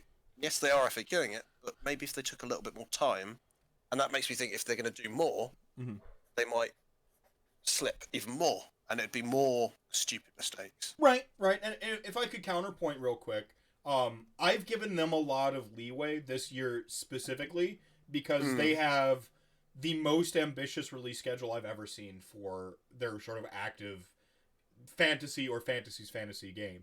I remember them announcing they were going to split my undead, then it was an army book, right? It wasn't a codex, it wasn't a battle tome. Undead, they said we're going to split undead into the Vampire Counts and the Doom Kings. And Vampire Counts came out, and like I was still actively playing undead, and then Tomb Kings got pushed and pushed and pushed, so where I'm playing for years on just my Vampire Counts with like half my army not in the book anymore. Yeah, totally. There's a fine balance with that. Right, and so like that's the extreme sort of the way it used to be, and then you have like a middle ground, which is kind of how Age of Sigmar existed, where for 4 years you got Flesh Eater Courts, Iron Jaws, Nurgle, KO, Tzeentch, like God, 2 Stormcast books. Yeah, 2 Stormcast. That's a very that's in 4 years, like that's about all you got. And then like we've gotten like 7 books in the last year now. It's insane. So like, great, but they could always be better. Right. And that's the thing is, it's okay to hold them to a standard and to like voice your opinion, be like, hey, you guys are doing a great job, but we want this too, and yada yada yada. Part of this whole thing I talked about earlier is tempering expectations for yourself, and I think it's okay to have expectations of a company that makes the stuff you love, because we live in a time period where people are the most accessible they've ever been who create stuff. I had people send me DMs saying, hey, when you type on your keyboard while you're doing a RantCast, it's like really cringy because I listen on headphones, and I go, cool, I'll use my mute button a little bit more often. Like, you can actually fucking at me on ways to make my content better. And I'm a small nobody, and now you have these big companies with like PR departments and gamers who write rules that go out to all the big tournaments. Like, they're more accessible than they've ever been. So it's okay to have these expectations and to expect things and want. And that's the thing, we can give them the good feedback. Like, to me, the thing I said in the big what's it called, survey they did, I was like, spend more time, invest in more people to do the rules, because if they're not pushed so far, they should be making better stuff, and everyone wins then. Right. I'm very conscious that you can really push people too far. Right. Like, pace could be too conflicting, but yeah, it's very positive though. Right. No, I and so like I said, for this year I've given them some leeway, because I do want the ambitious. I do want all the old armies that don't have tomes or had bad tomes to get new tomes. Like, I want. Oh, totally. Like, they released a 2nd edition and not every army had updated rules, and for me that was more unacceptable than having some bent rules come out because they're rushing stuff, if that makes sense. Yes, yeah. It was that weird thing seeing it with 40k where they just went, right, we're starting a new edition, you get these index books, that's all your rules updated to start with, so you had something to tide you over. But it meant that we were all impatient because we were waiting for the next bit. And I guess in Age of Sigmar you had that, but then other people were getting a new book again, and you weren't getting yours. It's hard, very hard. Yeah, like the Flesh Eater Courts. Well, and like when Flesh Eater Courts got their book, you're just like, that's how good my new book could be, and it just set your expectations like really high. And then you get glimpses like Gits. Yeah, and then you got Gits or Fire Slayers or even Sylvan Earth. Fire Slayers are good, but they're very different tiers, and I think that's to me the big bit is that there's not the consistency perhaps with their releases. Right. Yeah, and I guess that's fair to say. I think. Right, and that's a fair assessment, and that's a fair expectation to be like, be more consistent, guys. But like even like OCR Bone Reapers, nothing changed in that FAQ that I didn't say on here, or like any one of my like friends or fellow content creators who talked about OCR Bone Reapers. Like, we kind of all knew. We thought it would be weird if they didn't change the Gothazar Harvester for its infinite loop, because infinite loops just aren't things you do. Death Rider's Wedge. We thought it would be weird if they didn't add the line, you can only use this on a unit, once type thing. There was just sort of thing that wouldn't that be something that should get captured in the testing, and that's where I end up going down a rabbit hole of like, maybe. Does it get through the testing, or are they ignoring the testing? I don't know. And it's just, at that point, I just go, right, I don't want to stop. I have to almost stop thinking about it because I don't want to... I don't pretend to know literally anything about their playtest process. But... so same. I've heard kind of ushers and stuff throughout the years that I just think, well, if that is how it is, that's very strange. Well, and then I hear counterpoints to it, so I don't know. Well, and here's the thing is, like, they do release the tome. It's a physical printed thing, which means they have to get things physically printed in the pipelines. They probably have the feedback on that stuff because we do get the FAQ 2 weeks later. Like they're probably aware by the time it goes to print at some point in that process, because it's a business, it's all pipelines, right? Like it's probably the change is probably in the pipeline by the time it's printed, right? Or they might even hit the pipelines at the same pace, but they have to sell you a physical thing, so they have to get on that. I don't know. Well, they don't have to. I think that, to me, is that maybe that's what it is, right? Maybe that's where the disconnect is. That's the bottleneck for us almost, is that they have to. Think about Sylvan Earth. People accidentally downloaded it before the book was available because you could just download it. Yeah. Well, I mean, that sort of goes into the digital age, and is there a better case scenario for a physical tabletop game, which is we still play on the tabletop. There's not a great analog for Age of Sigmar in a digital form, the way that like Magic the Gathering has Magic the Gathering Arena, or Hearthstone if you want some competition. Like, we don't have a direct digital analog. I wouldn't want one. Me either. But I do think that leads to a disconnect between embracing what digital can do for your physical tabletop game with no digital analog, which would be releasing digital copies of the books first and then putting out the pipeline for the print or whatever. I'm not a genius of marketing, so I'm sure somebody else is. To me, if it was ever something I was doing, I would approach it as books were available as a digital thing, and then later down the line do sort of one-off premium runs of really, really bespoke, kind of like the Horus Heresy books, where you get these big, massive fuck-off tomes, and make it something really special. Because then it's a premium product. To me, that's the way to do it. You do something disposable that everyone can just buy, print it out if they want to, put it on their tablet, whatever. Yeah. Because then it takes away problems, and that to me is the big thing. They make more work for themselves, I think, ironically, by sticking to. I love books. Don't get me wrong. I buy books for everything I play. Well, you do comics too, right? they're out of date within a week potentially, 2 weeks. Yeah, I already have. See, I went in knowing full well, and I bought my Ossiarch Bone Reaper tome, and I pre-ordered it. But I'm a curmudgeon, and I order the books, and I want physical books. I have a physical monster manual, a physical Dungeon Master's Guide, like same. Physical books for all my stuff. I find I can't read very well off a tablet. I find I get it doesn't feel right. I think it's a psychological thing. My information retention is lower without a physical book. I know that for a fact, because I get bored reading. I can build armies and encounters for tabletop RPGs and stuff with PDF files. I can do that, but it's so much easier to just be like, okay, I'm looking at this roll. Oh, does this combo work? And then I put my finger right here on this page, and I already know this is where the other thing is, and I just flip to the back. I go, this is where the other thing is, and I just flip to the back. I go, nope, the wording is different, and then I flip back and I'm done. With a PDF, it's like, yeah, there's bookmarks and there's little clicks and hotkeys and stuff. It still fucking takes me physically longer, and there isn't that physical process of turning the page and going. I had this tactile interaction. The smell. They've done studies. The reason our information retention is a little bit higher, and this is coming from somebody who managed a bookstore, who writes stories and all that. Because what else are you gonna do with an English degree besides go be unemployed or manage a bookstore? They've done studies that like the information retention is higher because essentially sense memory. So if you have a memory of, like, I have my memories of Dragonlance novels because I can remember that secondhand bookstore smell while reading that book.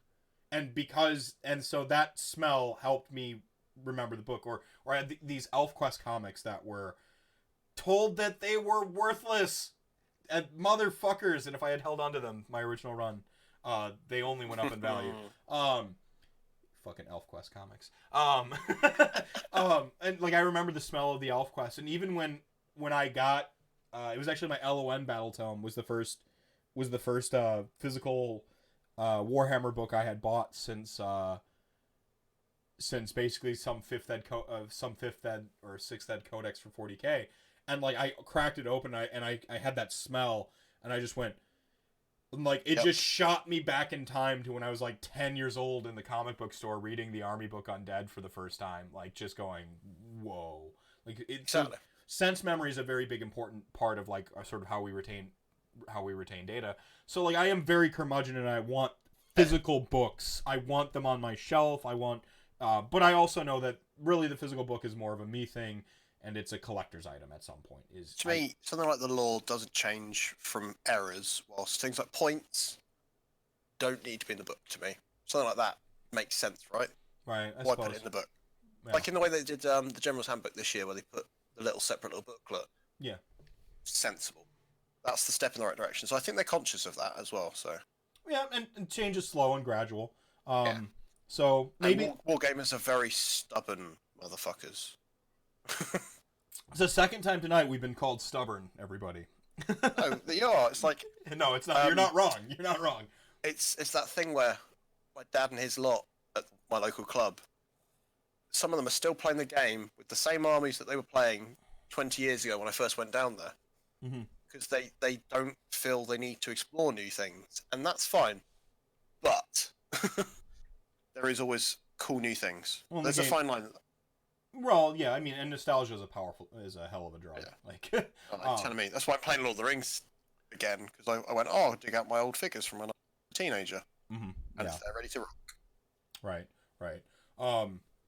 So I don't know. I now that we've solved all the problems with Games Workshop and their books. Exactly. What should we move on to next? What should we move on to next? Well, you were going to talk to me a little bit about 40K. So, like, you were talking, you sent me this. So obviously you've been playing a lot more 40K. You've got out the bug again. It's my game more so. So the Honest Wargamer has kind of left me kind of wanting to do Age of Sigmar, but obviously locally, there's a lot less people playing it for me. So it's a little bit harder for me to get games of it, but it's slowly building. It's Right. like anything. It's an organic thing, especially with me running a toy shop. Means I have stability that I can go, right, you like the sound of 40K. Well, what about trying this as well? So you run a store as well? Yeah, my day job is I run a toy shop. It's an independent toy shop, and we do sell Games Workshop stuff as well. So Right on. That's very really cool. very handy and dangerous because discount. Yeah, that I spent when I worked for Barnes and Noble, which is not an independent.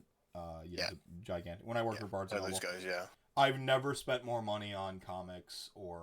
Could you spend the same amount of money you would spend without a discount? So you get more shit. Is that what it is? No. Yeah. I found myself justifying purchases. I bought Y the Last Man 4 times because I bought That is such an amazing book series. I cried at the end of that book. Oh, it's got. So I don't know how many people are watching right now or listening. On your favorite podcast app because we're available on Spotify, etc. Like, I don't. know how many people have the Venn diagram of like they are mini wargamers, but then they also read comic books. I don't know what the overlap is in my demographic here, but Why the Last Man and Saga, which is also fucking great. Amazing. Like Why the Last Man, it's a complete run, beginning, middle, end. It's what 6 in the hardcover anthologies. If you buy the hardcovers, there's 6. I think there's 6 volumes there. Otherwise, you can buy trades and kind of go as you're digest as you're going. It is, for me, in the hierarchy of best comics of all time. You have at the very, very top. It is The Sandman by Neil Gaiman, by far and away the best comic ever written. Is a comic so prolific. He was not allowed to win the Pulitzer Prize for it, and they ended up making up a separate award that he could win for that comic. It's fucking great. And then below that is probably Why the Last Man for me.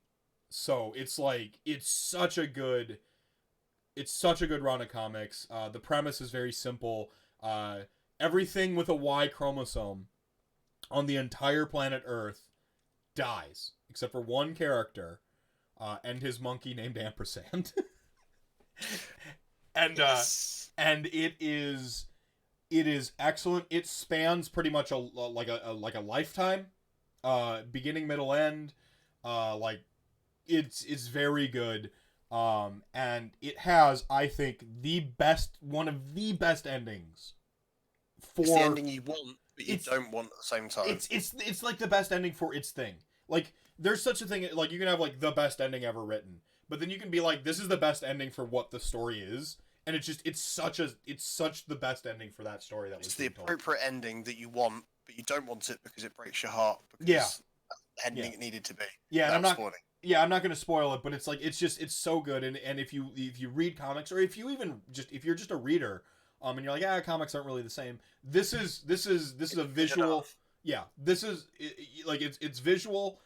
And literature, it's worth it. It's worth checking out. I can't recommend it. A good example for that, as I was reading it as it was being released in graphic novel, I'd leave it by the side of the toilet each time a new volume came out. My dad would then say to me, "A new volume was really good, John." I was like, "What?" I'd forget that he was reading it because he got hooked on it the first time when I left it there. Oh yeah, and then it became a thing, and he was not really big on comics, so that said a lot. Yeah. It is one of those things that I think it transcends genre. It's not just a silly kids comic book. This is visual literature. So seriously, check that out. And that'll be the end of my soapbox moment on why you should read Why the Last Man. So yeah, 40K. You're doing a little bit more of the 40K thing lately. And what was this I heard about ETC? So I've kind of been dipping into playing a lot of the ITC sort of tournament scene. UK is pretty big over in the UK. Mm-hmm. So I was kind of like, well, what can I do more?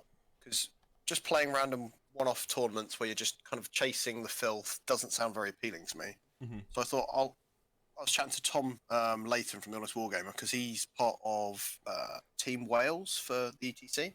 Mm-hmm. So I'm looking into that as a thing to try to do to kind of better myself as a gamer as well. Mm-hmm. So they kind of got little groups where they sit chatting about this stuff and sort of planning lists and stuff. So I'm kind of just seeing where that goes. Just because I want to push myself more, but also do it as part of a group. So, because I'm one of these people that if I don't have any kind of focus on, because I need motivation to do anything well. I think that was kind of. It's useful to have people hold you accountable as well, which is like we've got this international escalation league that Bryce, one of the local area. Like players, one of my friends, and then Tristan. Everyone knows Tristan. They started this international escalation league, and that's very hobby narrative focused, and it helps hold people accountable to like making their models and putting them together. Exactly. And, like, you're showing photo. It's a little bit different, but like showing a photo of like, hey, this is where I'm at with my with my Chaos Warriors, and this is where I'm at with my Bone Reapers, which are actually at a little bit of a standstill right now. Like and it's what some of us need. Right. People to hold you accountable and to push you a little bit. And certainly in that positive. Like, I don't respond to negative reinforcement. No. If someone says, well, you should have done this differently. Fuck you. Like if you like the negative side of things, like it's just like, oh fuck you, I don't need to do this. Like you know, like my personality is very dissenting. So like if you have like negative reinforcement, it doesn't work. I don't take it. But So, like that positivity and people to hold you accountable and say, oh man, how's it going? Oh, that's awesome. That looks great. Keep going. That helps me a lot. Yeah, totally. And my last 2 tournaments, I've put in figures to the best painting competition because I was just like, you know what, these figures I'm quite proud of. I'll give it a go. And the first one I did, I got 3rd place, and I thought, yeah, that's cool because it was a cool conversion.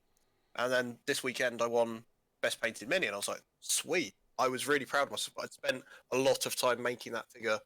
It was a custom Space Marine figure I built out of bits, and then spent a lot more time than I normally do painting it. And I was so proud of myself. And to give kind of that kind of justification to it and having everyone vote on it, because it was all the other players, was really nice because it made me feel like I'd achieved something. And it may be a bit silly, but I felt proud of myself for it. No, so. It's I think validation is I need it. I crave it. I think it's a part of the process, and some people's validation, you know, you have external and internal validation, and some people are fine with internal validation. I did something and it was good, you know.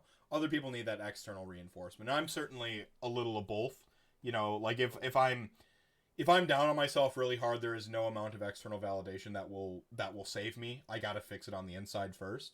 But then on the other hand, like if I'm having a bad day and even someone's like, hey, I listened to the podcast, it was great, I go, yeah, I have that little like boost of like endorphins. Exactly. Yeah. So like there's that and there's really, you know, a crystallized physical form of that like external validation, a trophy, you know, 3rd place. Just these little things. Yeah, little things like that. I guess I never asked you, are you more of you've been talking a little bit about like kind of pushing yourself competitively in tournaments. Are you more, I think there's sort of spheres of the game, you know, hobby, and when I say narrative, I don't mean you play open play, I mean you like the flow. Yeah. You play a match play game, but you have a story to it. Yeah. So when I got back into it, I very much, the group of mates that I went to school with that were getting back into it as well, we were very much we wanted to play a bit of a narrative story. We didn't really care about what filthy stuff was. But at that point, we were playing 40k. 7th edition 40k was a pretty shit show of a game. It was very much, if you don't take these better units of orcs, you're going to get shot off the table. And it was hard. It was a rude awakening, but it meant that we led our games with very much a narrative, and we had this whole kind of ongoing thing. Mm-hmm. And then as I got more interested in the tournament scene, because I wanted to play other people and try, because obviously when you're playing in a group of say 5 or 6 people, mm-hmm. if each only got 2 armies, you get to play the same stuff over and over. So I was just like, I want more. So I was kind of dipping into that, but I still, on a casual kind of Friday night at my War Games club, I'll turn up with a stupid ass list that has no real reason of being on the table. And if any of it works, great. And I've had fun because I got to bring out the toys that never get to come out. Mm-hmm. And I think that's the thing, is I think I'm quite unusual for a lot of the local players, that I like to do both. Mm-hmm. And a lot of the time, some of the narrative players that come to the tournaments tend to be the ones at the bottom of the tables, because they stick so rigidly to, I've got to go narrative, that they end up kind of sacrificing that piece. And I think it's about compromise for me. But I find it rewarding for different reasons. Right. Like, being able to have those cool stories, like you said about the even in the tournament games, when you've had that silly story where those dwarven, was it Iron Drakes? Yeah, the Iron Drakes. It sticks in your head, doesn't it? It's like, yeah. I've had it where things have blown up, killing half of someone else's army, and it's been brilliant. Mm-hmm. But it wouldn't happen in the tournament because I wouldn't have forced myself to blow it up. Mm-hmm. The consequences weren't there, so it was just like, it's sometimes nice, I think. Yeah, cool. And then hobby, you seem pretty hobby focused just in general, because you are creative so often. I love making stuff, but ironically everyone goes, oh, you must be a great painter. It's a completely different discipline. It is. Lazy as fuck when it comes to painting, and I'm pushing myself more because I've learned to paint in the 90s. The paints I was using were such shite that I'm used to just going, right, I'm going to dry brush this, I'm going to not thin my paints, and I've really had to push myself to get out of the habit of just painting straight from the pot. And it's rewarding now. I'm liking that things are getting better, but it's easy to slip into that whole kind of situation of, I'll just dry brush it and wash it and it'll be done. Yeah. Well, I actually, so I was the dual threat English and art guy growing up. I had all the independent study courses. So independent study is basically like a study hall, except it's in the art room. And Oh, cool. That sounds like heaven. Oh yeah, I had 4 independent study courses my senior year, both semesters. So right before going off to college, that meant half the day I was in the art room. 4 periods. So half the day I was in the art room. Periods 1 through 4. I was in the art room, and then the other 4 periods were all AP courses, or advanced placement, or honors is also another way of saying it. So it was like that was my. Sure. It was just that. So 2 AP English courses that I was getting college credits for, in English history and or an AP history, and then an AP or no, it was AP Chem, and then it was AP Math. So that was like my senior year, both semesters essentially, and I did a lot of 2D art, and I painted with what the school had. It was a poorer, smaller school, so it was acrylic, and so it was a lot of acrylic painting. And I remember the thing with acrylic is like it dries darker. Massively, yeah. At the time, and like I have like these massive like like 4x2 like canvases that you gesso, which is the white sort of primer you put on the canvas, and you go to town. And I did a lot of acrylic painting that way, 2-dimensional. Where you're adding retardants so that it doesn't dry, because acrylic paint dries really fucking fast. Yeah. And then you'd layer over it. And like you put this retardant in your paint, so it acted a little bit more like an oil paint, so that you could throw a cloth over the top of it, leave, and come back tomorrow and still be able to blend on your canvas and stuff. So that's how I painted a lot. And then I got really, really heavily into, because I had a goth phase, I got really heavily into pastel. I fucking love chalk pastel and oil pastel. Great. I used to love doing pastels. It's very physical 2D medium, which is what I loved about it, because like you're very hands-on. Yeah, you're smashing paint and stuff onto a canvas. It's just like you're physically engaged with it, so it was like really cool. And so like those skills though did not as good as like we're talking, like I had 2D pieces in competition and stuff like that, and I never like won anything significant, but like there's still I still have my best like pastel portrait is still sitting somewhere in like Madison, Wisconsin, and in some kids museum thing, or some school museum thing. Like it's still sitting there. I've got stuff like that. And then like, Minnie's painting. Oh yeah, I'm like gonna crush that. No, I was never very good at it. And then I took about a 10-year break from Warhammer and Minnie's gaming in general. And I come back, and like the technology of the paint is the first thing I noticed. Oh, it's amazing. Like first off, the drying like 2 shades darker thing. I still marvel that the color in the bottle is pretty much how it turns out on the model. I'm like, what the fuck sorcery is this? Because like it goes against everything I knew painting growing up. We're just like, my secret of using washes isn't a secret anymore. I was so heartbroken. What's your secret of using washes? Because when I was a kid, all my mates were just there thickly painting stuff on, and I'm there going, right, I've got this ink, I'll put it in the cracks, done. And it'd look amazing just because I'd done that. And now it's just that's standard. Well, I mean, we didn't have the internet either, right? Like, it astonishes me how hard you had to grind painting when I was younger, and how easy it is to just watch a Vincent Venturella video, hobby cheating, and like, oh yeah, now I know how to do that, and practice it, and boom, like you put in your time, and like suddenly you can actually like do these techniques. Like, like even like the Duncan video for what was I painting? Oh yeah, just like big terrain pieces. I'm like, well, how does Duncan paint this? And like it looks great, like just this huge terrain painting. And because of my broken hand, I'm a lot more of my talent remains when I'm painting big stuff than small stuff. But like, so that was like it's just weird to be like, oh, I wonder if someone has a video on painting, an Azurite mausoleum. Oh yeah, someone does. Cool. Like, and then you just like kind of copy that technique, and like it doesn't look half bad. And then the next layer of mastery is figuring it out yourself, right? Like, okay, I know these techniques, and I want this to look like this. How do I achieve that? Exactly.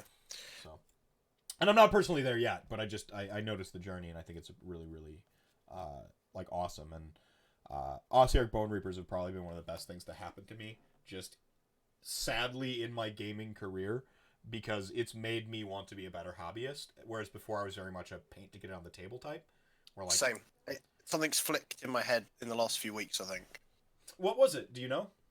That first, it was my last event I was at. I was 0, so I had a really shite tournament. Mm-hmm. But I got 3rd place for that figure that I painted. And I went, I've only spent a couple of evenings painting that figure. It was a great conversion. I think that was the thing. I was really proud of the put that up, and then people loved it.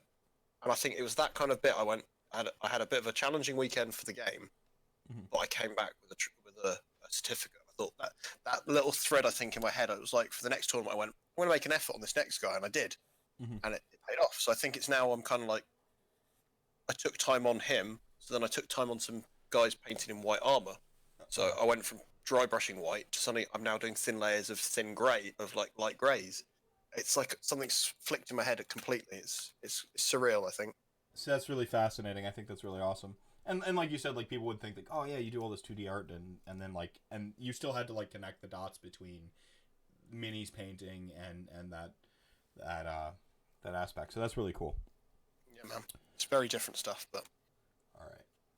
Do you have a topic that you really want to soapbox about real quick, or anything that you've been needing to get off your chest and scream into the microphone? Oh, I don't know really. I tend to vent a lot. I don't tend to hold things in anymore. I used to be one of these people that used to repress everything. It was a very British thing. I'd just kind of sit there and just disgruntled, and then I'd get drunk and I'd let it all out. I have that problem currently. Yeah. I don't know, really. I think I need a breathalyzer on my phone to stop me from like drunken like social media-ing. I'm not a drunk. Me forgets social media unless I'm that drunk that I'm sat here. So like that spontaneous show, I was sitting there with a bottle of I think it was with bourbon of all things, trying to finish the bottle. Hell yeah. And that was the problem. That's why I was sat there just going for it. 'Cause I was just like, yeah, I'm having a time of my life. What are you referring to? Like I'm not. This might be a little show. When you did your that spontaneous one-off show, it wasn't the RantCast. Yeah, the random show. You were just hanging out. Oh yeah. Cool.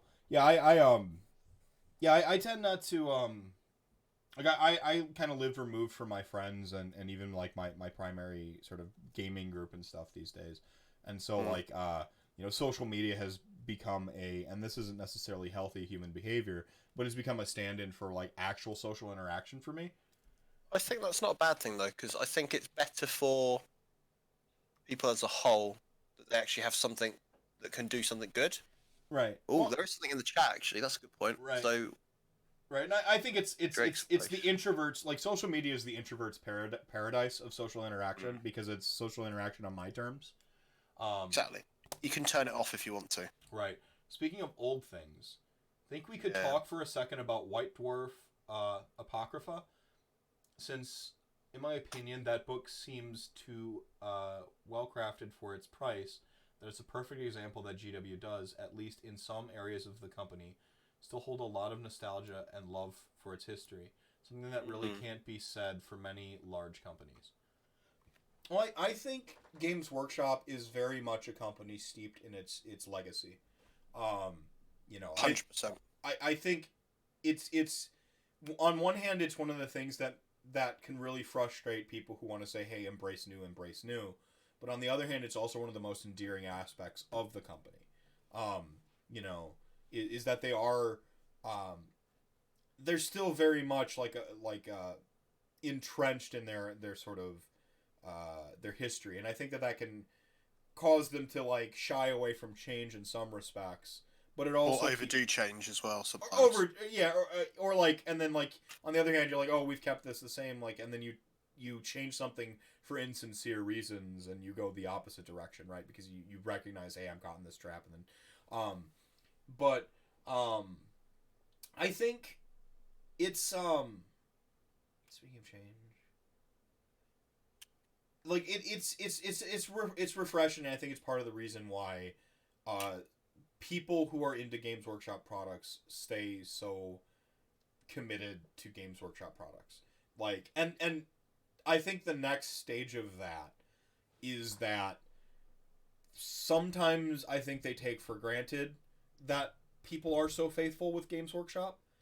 I think they almost rely on it at times. Sure. Because a good example is some of the staff, especially the retail staff, it's not a competitive job to be offered, but when you get the cool discount you get for it, Mm-hmm. I think that is what people almost go, well, I'm not paid as well as if I worked for this big corporation that sells food or something. Yeah. I get 50% off this. I think that's half the thing they almost rely on to some extent. Well, like playtesting. Like playtesters aren't paid. They do it because they love Games Workshop and they want to be a part of it, right? Yeah. Like Yeah. like so like there are these aspects that like on one hand it's like it's kind of cool because like, hey, this is a passion pursuit, but on the other hand it is still a business. I remember there was a company I used to work for, a video games contractor, and I'm not gonna name any names. Like we're on okay terms now, but one of my real friends made the company, right? He and a couple of his high school buddies made it, and for a while we started out literally in the basement of convention centers, and like there was no skin in the game. It was just everyone cobbling together their consoles and their gaming systems and their game collections and basically running the video game rooms for small conventions, right? Well, at one point it becomes a legitimate business though, and they were offered real money to start doing these video game rooms and still not paying people to work for them. And I can't defend that. I personally had a really big issue with that, especially when like misconduct from people within the staff became issues right prior to like the Me Too movement and things like that. Yeah. Like, what is the infrastructure if you're not an official company for someone to have a grievance with you? And so like we can go a little too far in it's a passion pursuit. Yes. Right? And that's why like I'm not, this isn't about Games Workshop, this is just about the notion of passion pursuits in general. It's really awesome and endearing that a small company can be like that. But then you do have to recognize at some point, how small is Games Workshop? Really? Like they're a multi-million-dollar business, right? Like they're a multi-billion pound business now. Right, £1 billion if you count. It's huge. If you count their IP, their licensing, and the amount of money they make off of that stuff too. Like, you've got a multi-billion-dollar business, and at some point, it's awesome that they still manage to wear both hats. But then also there's got to be that understanding of like how big they're getting. My friend unfortunately didn't recognize how big he was getting quick enough, and I lost a friend. Molly was put in a very compromised position that we still have problems with people over. Like it's like there's some bad that can be had there, and I don't know. Like I said, don't draw a direct parallel between my experience, but just Games Workshop isn't the small company I think it puts on. And so there is. I think the problem is that sometimes, as a company, they think that way because they're still quite an insular little business. Perhaps. But they do big things, and I think that's the danger, is that sometimes they get things wrong because they are still 5 dudes in a one office writing a game that makes billions of pounds. Right. And well, that's easy for them to forget, I think. So. Perhaps, yeah.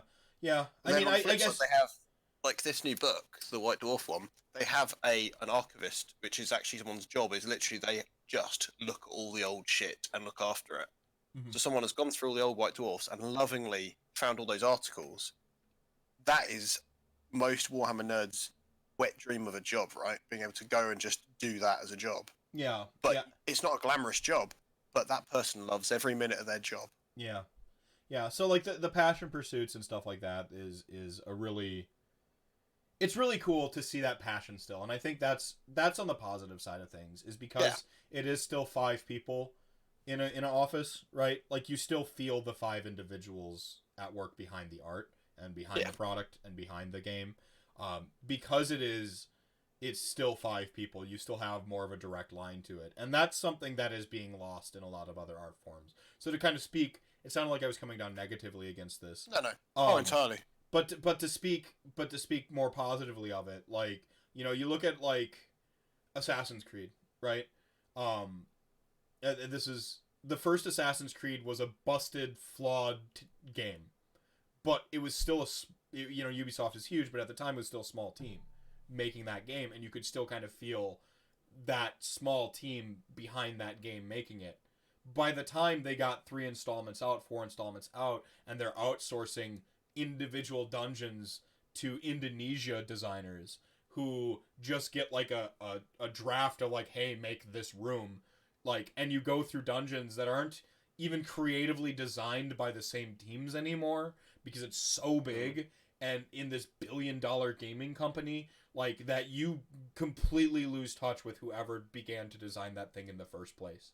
You know, I know Jervis gets a little bit of heat for some of the balance in terms of the game, but I actually sit back and I see a lot of I've softened my opinion because I've just changed some perspectives on Age of Sigmar. Like, true balance can never be achieved. It's just something to aspire to is the main thing I realized. Like, right. I've had to tell myself that but one of the things is like, I write a lot of homebrew rules for my D&D games, right? Like, tons of homebrew. Most of the character classes have most character classes, when you play in one of my games, I will just write a rule because I don't think you're powerful enough in the context of the rest of the people in the party. Because usually you have, I've got my one friend who's played since second ed, which is as long as I've played D&D. Well, I've got 2 friends like that. I've got like one newer player, one player who's very much an RP player, but has played about as long. And they all make a character, and in this story-rich, I'm a writer, so I'm writing a goddamn story that you happen to be playing style DM, right? I finished a 2-year campaign with a beginning, middle, end, a 3-act play. Like, it was one of the greatest storytelling achievements I have personally ever had, was that specific campaign. I've had campaigns that ran longer. I've had campaigns where I'm like, I care about story about as much, but never something as ambitious as that story specifically, right? And still, while we're playing through it, like, I'm going like, oh, you know what would be cooler for the narrative, or like cooler for the story, is if like you fight a fucking robot dragon, right? And like, well, but you're not good enough to fight a robot dragon, so I'm gonna write you fucking rules to fight a robot dragon. And like, so I start making rules because it would be really cool. And, one of the players isn't as powerful as the other player. And so I go, okay, your character's not quite as powerful. Here's a fucking sweet-ass sword. And it's going to steal your soul gradually as you use it. But your character's going to be getting more and more powerful as the game progresses. And at some point in the game, you're going to go, oh shit, I'm losing my soul along the way. But, like, I'm so murderous. And then you're going to have to reconcile that as a character arc. And so, like, I write rules very much from a passionate, like... Yeah. Can I do this? Should I do this? And I see that a lot in Jervis, so I can't even be mad about it. When people were like, a lot of people, I think, don't expect that from someone that's done it for so long.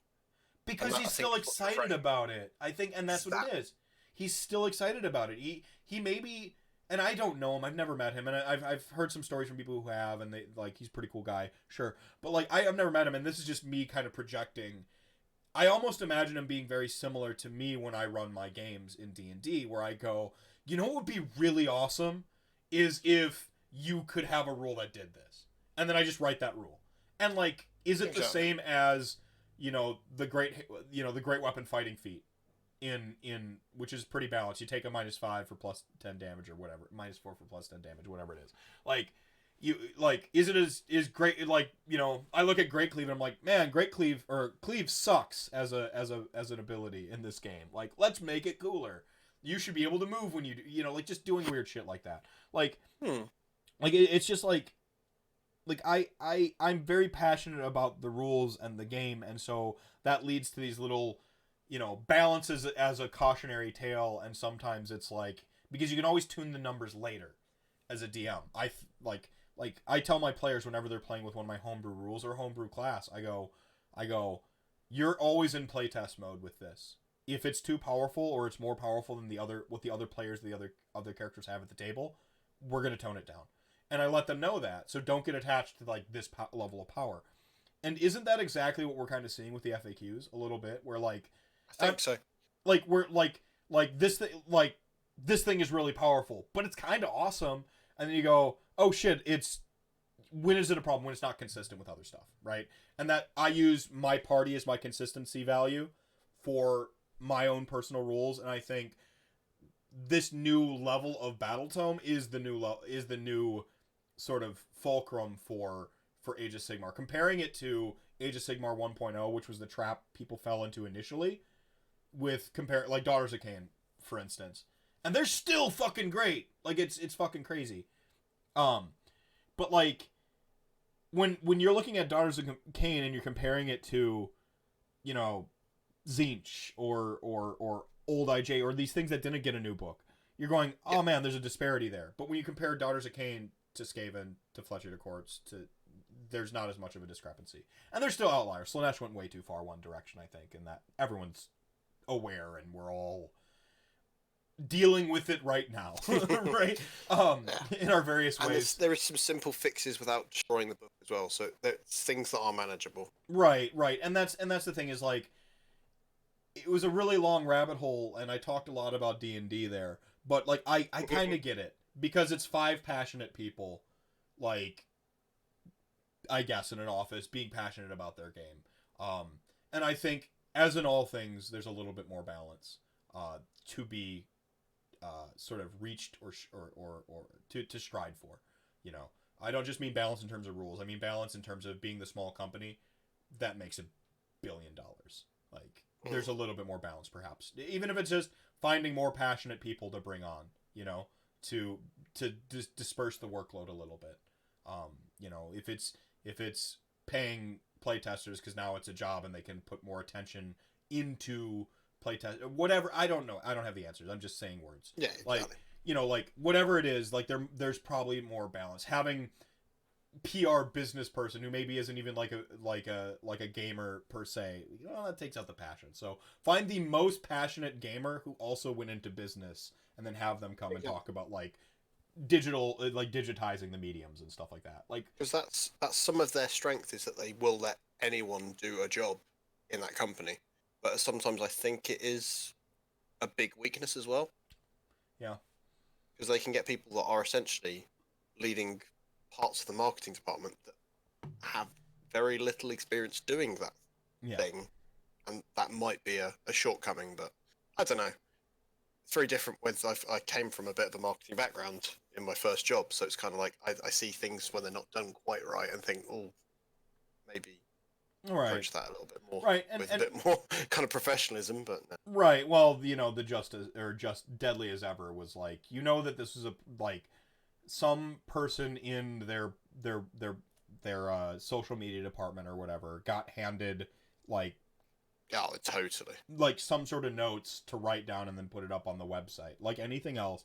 And then you know, somewhere in that process, like deadly as ever, it outraged a ton of people. This isn't, it made me laugh so much. necessarily taking a side or anything like that. Now we meme about it, but like I remember people being actually mad. They're like, we didn't get any changes, like, and you go like, well, that was maybe a little tone deaf. Do a better job there, right? Like, I don't know, you know, I don't have, like I said, I don't have answers, and I wasn't personally outraged by it. I thought it was fucking hilarious. You know, if it's also the counterpoint of those people maybe need to not be so tribal and sensitive about their factions, because it is just a hobby at the end of the day. A really passionate and deep hobby, but step back a bit. Right. And like maybe they were being snarky and fucking with you, and that joke becomes funny. I like to think they were. Right? Like, and that's kind of how I like to think of it, because it is, like you say, 5 people in an office, and so like maybe that snark, they think that they're ribbing their fans, that they're sitting next to you, like in the audience, like going as opposed to like standing up at a podium pointing their finger down and like laughing at you. You know, these are 2 different things. So it can be a bit tone deaf at times, but I think I'd rather they tried to do that occasionally than not at all. And that's the thing, is like they what was it? It was when the Ogres Maw Tribes like faction focus came out, they said something like super deadly, and I'm like, oh, like I just fucking lost it. I was laughing my ass off in my chair, because I'm like, that was a callback to the deadly as ever joke, and so like they were like, I'm like, I just like laughed, and I'm like, I see what you're doing here, and so I think maybe we do need to give GW like a bit of I give them a lot more like leeway than I think I initially did coming in, comparing it to all the other games I had played and having these standards from other things. But like, you know, maybe they do kind of like, they are a bit more playful and they are like a little bit more intelligent. They're learning. Yeah, they're learning and they're making some, yeah, exactly. Then we give them credit for, I guess. So who knows? Deadly, exactly. Okay, new art request, Mr. Mephisto. All of the different AOS tome writers as players around a D&D table with GW as its game master and their respective books as their characters. Actually, that wouldn't be too bad. Like, that could be really cool. Except, I mean, it's just Jervis, like, where it, like, is 3 characters, right? You've got Pierce as, like, 2 characters. And, yeah. No, I think that could be cool. And like, you know, like, for a company that is out in the public, and man, I didn't want to, this wasn't the rabbit hole I wanted to go down. For a company that is out in the public and like, you know, is small in certain respects and large in other respects, I think the transparency aspect is one that like rubs some people the wrong way, because we don't know how some of these things work, so we're left to speculate. And we only know part of the context, I think, as well. So yeah, and people being people, they always go negative with it, right? So yeah. So, yeah, I don't know. So I think that's just on the one side of things, yeah. But since we've lost all of our viewers talking down this rabbit hole, let's bring them back. Let's talk about something interesting, not Tomb Kings. Something that's interesting. Well, Tomb Kings aren't interesting. Exactly. Yeah. But no, that's a good idea on art there, Drake. So, was there anything else you wanted to talk about? Before I get to my, I've got a couple questions here I want to ask you, that are unrelated to Age of Sigmar. Not massively. Not massively? I've talked so much that my brain's actually all just like, oh yeah, what about that? Oh yeah, but no. Yeah, RantCast. That's what it's all about. It does. Yeah. Oh, Drake, thank you so much for that subscription there. Welcome to Chat Gang. Thank you, man. Yeah. Welcome to Chat Gang. So the first question I want to ask you as a comic book man. Yeah. Does Batman suck? Or here, So, let me rephrase. Is Batman the worst mainstream hero? No, I think he's not the worst. I found him quite hard to ever really fall in kind of interest with. So as a kid, obviously Batman the animated series was there. Yeah, it's so good. Exciting, amazing thing. And then I looked at comics around that time in my local library, and it was all the 90s, late 80s, really kind of basic colour, and it was all really dark, grim, and not anything like what I was watching on TV. And the 90s was the late 80s and then into the 90s. The 80s was when comic books turned really dark. The 90s went dark, and then they went super into the anti-hero aspect of like we became obsessed with anti-heroes. And so like the comics, like there is a lightheartedness.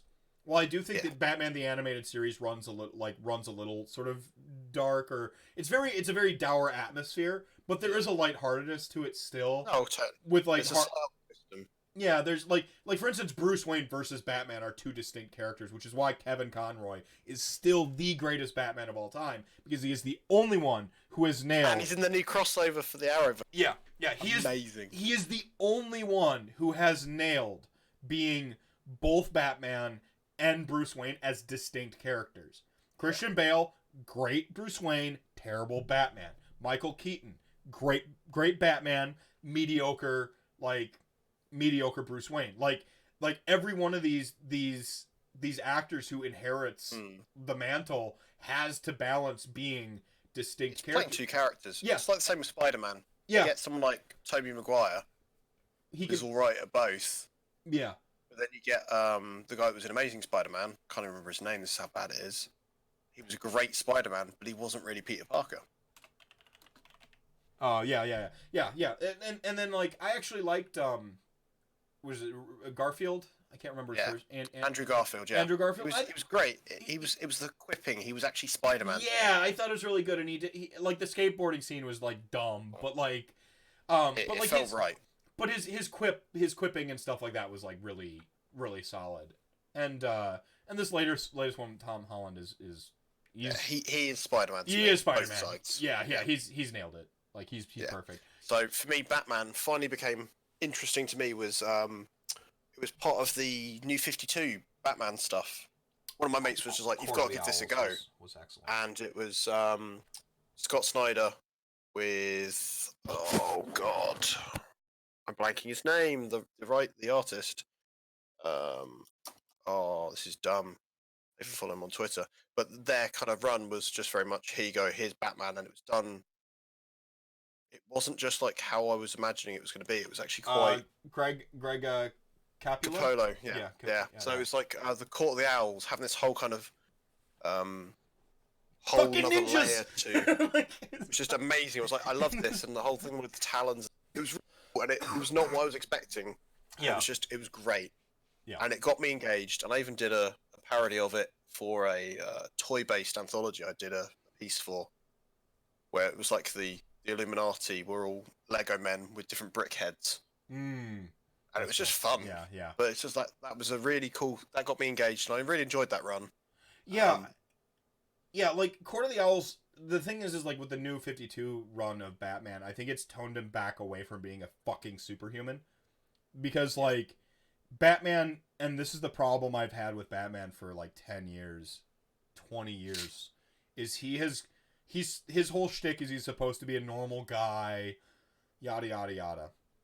But he is so infinitely wealthy that wealth has become his superpower, and like he could just spend money to solve the problem. Yeah, exactly. Which I think it should be more about him being a detective and him trying to do something. Exactly. Because if you're spending so much money on something, there is going to be a paper trail. Yeah, and so like they really pushed him towards like his superior intellect, his superior money. Like he's like anytime someone says to me I love Batman because he's just a normal guy, I just fucking laugh in their face. Yeah. Because he is not how far they pushed him is so extra normal that it's not even funny. Like and like he's just not like he just, and so for a long time you love Batman the animated series as a kid, and you're like, this is awesome. But then like as I got really entrenched in comic books as I was growing up, I just slowly soured and hated Batman more and more and more. So they're But for me, I guess my comics sort of route, I was a bit more biased towards the Marvel stuff anyway. Yeah. I was kind of, when I got into comics, it was Why the Last Man had just started up, and I was reading Marvel Knight's Punisher, and that was a great run that was very different because it was humorous. Mm-hmm. So it was like Steve Dillon and Garth Ennis just making the Punisher, not quite a comedy thing, but it was very dark and black humor, and I liked that because it was just like, it wasn't just a guy killing stuff. There was a bit of tongue in cheek to it. It had a very Gen X like action movie vibe to it, which I think really helped. Has Batman ever just bought all the villains with his billions before? No, but he has just spent his way into defeating the entire Justice League before. Yeah. No, I just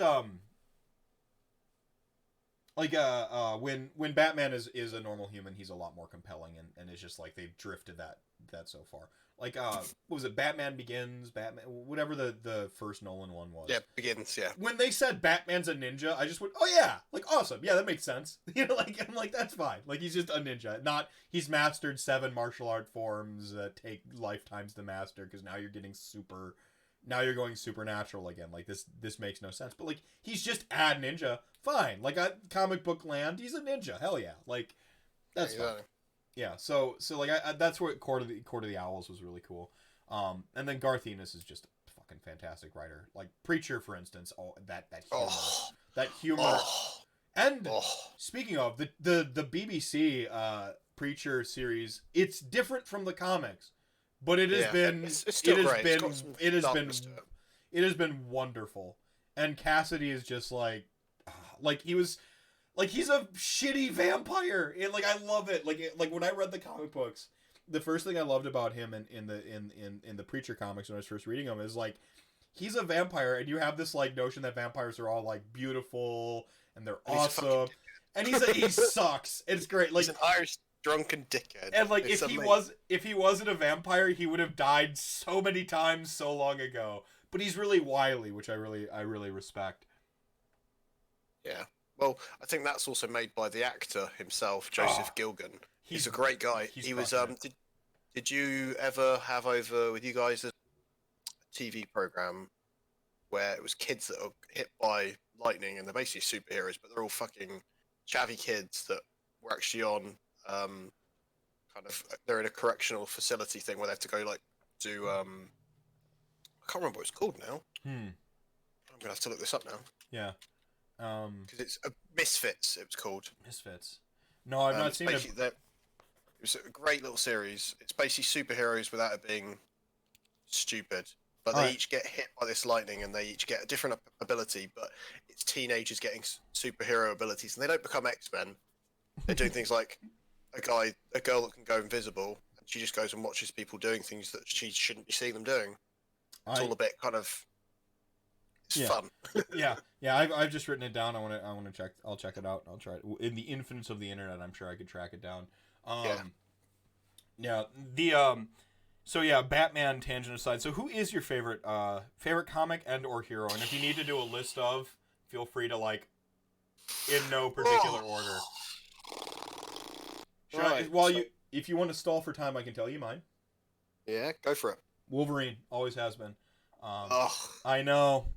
Cliche. No, it's not cliche because like everything right now, cliche is Iron Man. It's cliche to love Iron Man the most. When I was young, that's loving Robert Downey Jr. Not right, and he's not Iron Man. I'm happy. Spoiler redacted in brackets because I was getting so fucking tired of it. I was getting tired of RDJ does Iron Man. It was running thin. It was cute for the first movie. No, Wolverine, because when I was younger, X-Men the animated series was the thing. We were all watching it, so we'd go out on my block and then we'd play X-Men, and everyone wanted to play someone with a power that did something. So they wanted to be like Gambit and Cyclops of all things. Nobody wanted to be. I know. People want. Well, because he shot lasers. And at the very least, not lasers. Optic blasts. Yeah. Jeez. From a kid mentality, we're playing Ninja Turtles one day, Dragonlance another day, and then we're playing fucking X-Men. Nobody wanted to play Wolverine because his powers didn't do anything. So I really got into Wolverine as like the outcast mentality.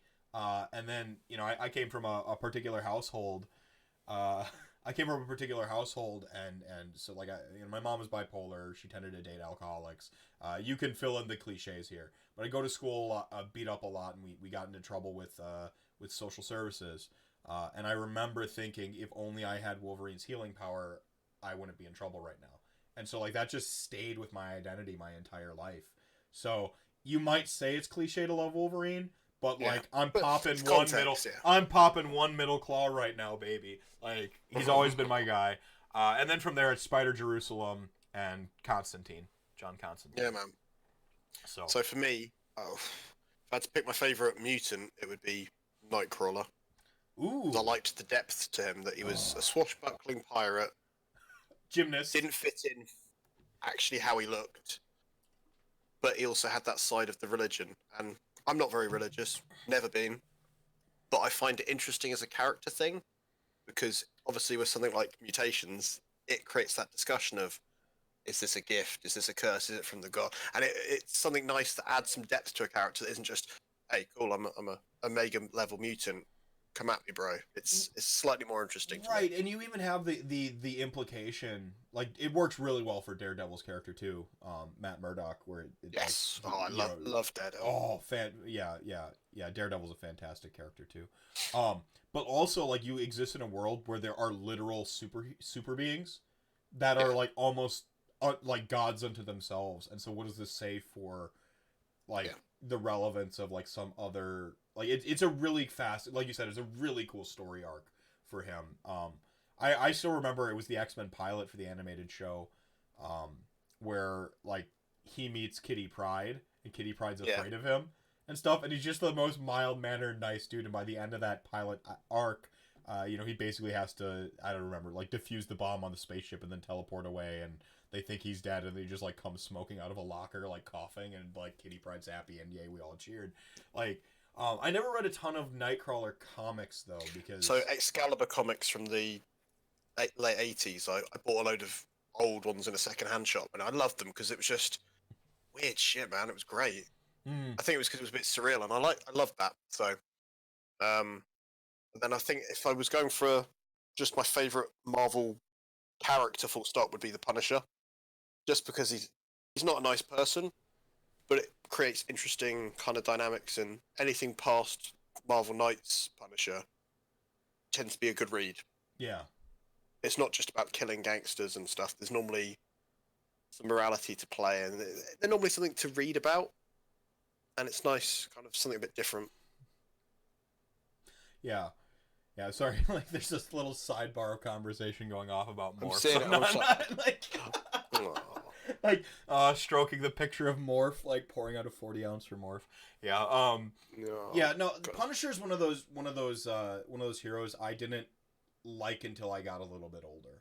Yeah. And I don't know, like, the story of Frank Castle, like, resonates a little bit more. First off, sweet name.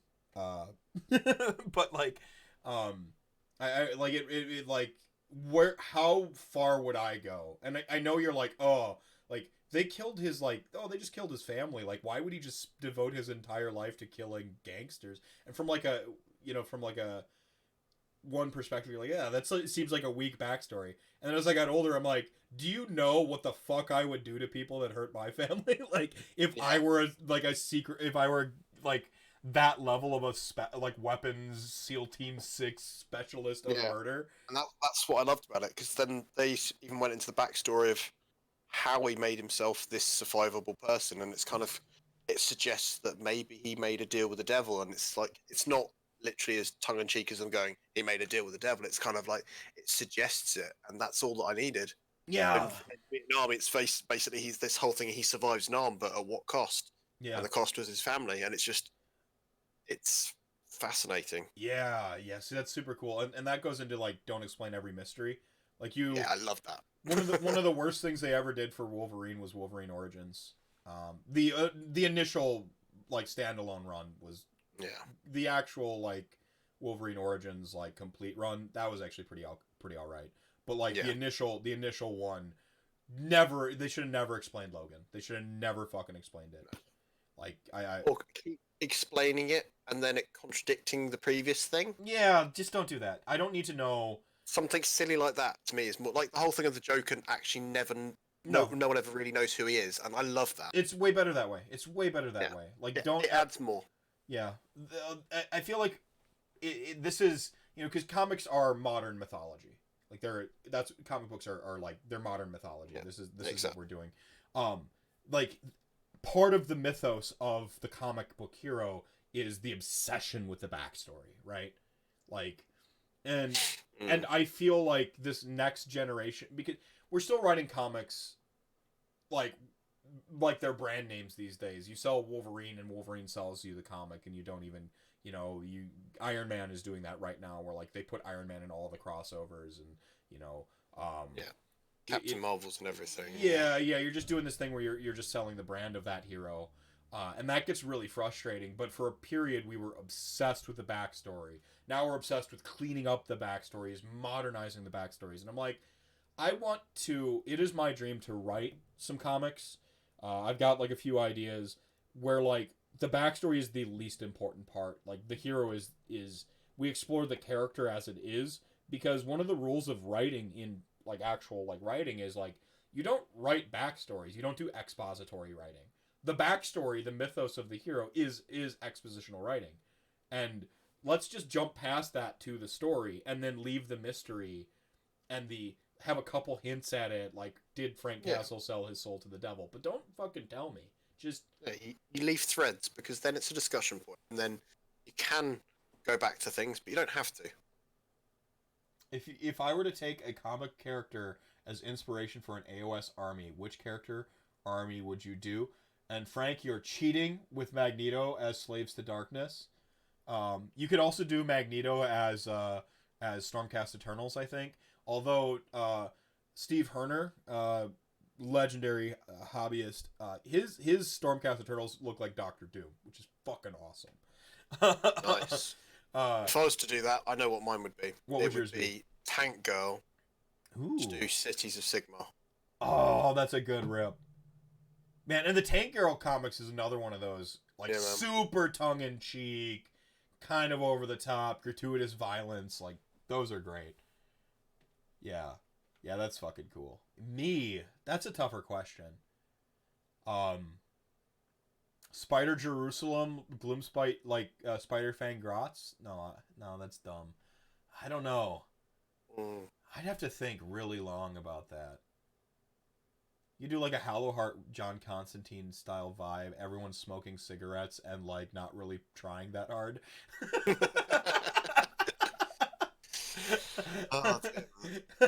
like fucking John Constantine, the fucking best. Feel like this could be a decent point. If this isn't the most interesting point in your character's life, why are you writing it? Well, that's one of the tenets of writing. And I think it's likely for a lot of backstories, the answer is people want the backstory, man. Sure. Well, and that's the first thing you put in quotations there, Drake. If this isn't the most character point, that's what you say. Why now? When you begin to write a story, you go, why now? Why am I telling the story now? Why does it have to be now? So that's one of the tenets of writing is like, why are you telling the story now? You know, why are you telling the Jessica Jones Netflix series? The first season was really good. Why are you telling it now? Oh, because David Tennant. It doesn't even matter, you know, Mr. Purple. Like, David Tennant's coming back. Yeah, that's why you're telling this story now, right? Like, it's just like, why are you telling it now? And then you kind of got the backstory bits in retrospect as you're going through it. Backstory's a lot of fun. Don't get me wrong. The one story I wrote called Family-Man or Family Man, one of my published stories, is a story about essentially a character getting his villain origin story. You know, it starts out with the line, I'm the bad guy in my own story. And then it goes on through, like, he's talking about how he doesn't feel like he's like living up to like the family expectations, that he's lying to his wife, that, you know, his kids don't know who he is. And like, he's going, so when he says he's the villain in his own story, he's talking about how like he feels like the bad guy in his day-to-day life. And then something happens and he becomes a literal supervillain by the end of the story. So fucking bracketing, bitch. Boom. Like, so, you know, start with the premise, I'm the villain in my own story. Then like by the end of it, he becomes the literal villain, not just this like esoteric bad guy he thinks he is. So that's one of the stories I published. And like, that's one of the, like, that's playing with the backstory notion, right? Like, I'm writing you his backstory. But why did I do it? Because I wanted to show how, one, I get my bad feelsies out about how I feel that I'm not the best dad, the best partner I could possibly be in my personal life. So, you know, there's always that grain of truth in any story you tell about yourself, I think, as an artist.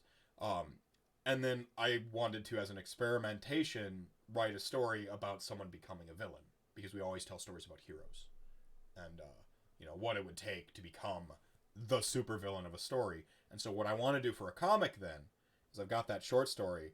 I want to do a comic with that villain's POV. Like, have you ever read what is it? Now I've become invincible. It's a book, not a comic. Is it Now I Am Invincible? I think. No. Fuck! I'm getting Kelly Clark's music. This is not what I wanted. I can't. I'll send it to you off stream.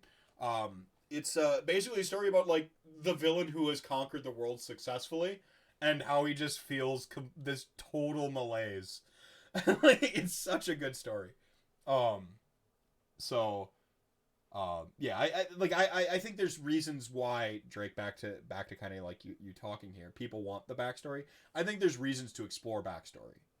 But you got to know why you're doing it. Just like any rule you break in writing and storytelling and game design, know why you're breaking the rules, because there are sort of, maybe don't call them rules, conventions of there are conventions of writing, there are conventions of art. You know, why is Picasso amazing?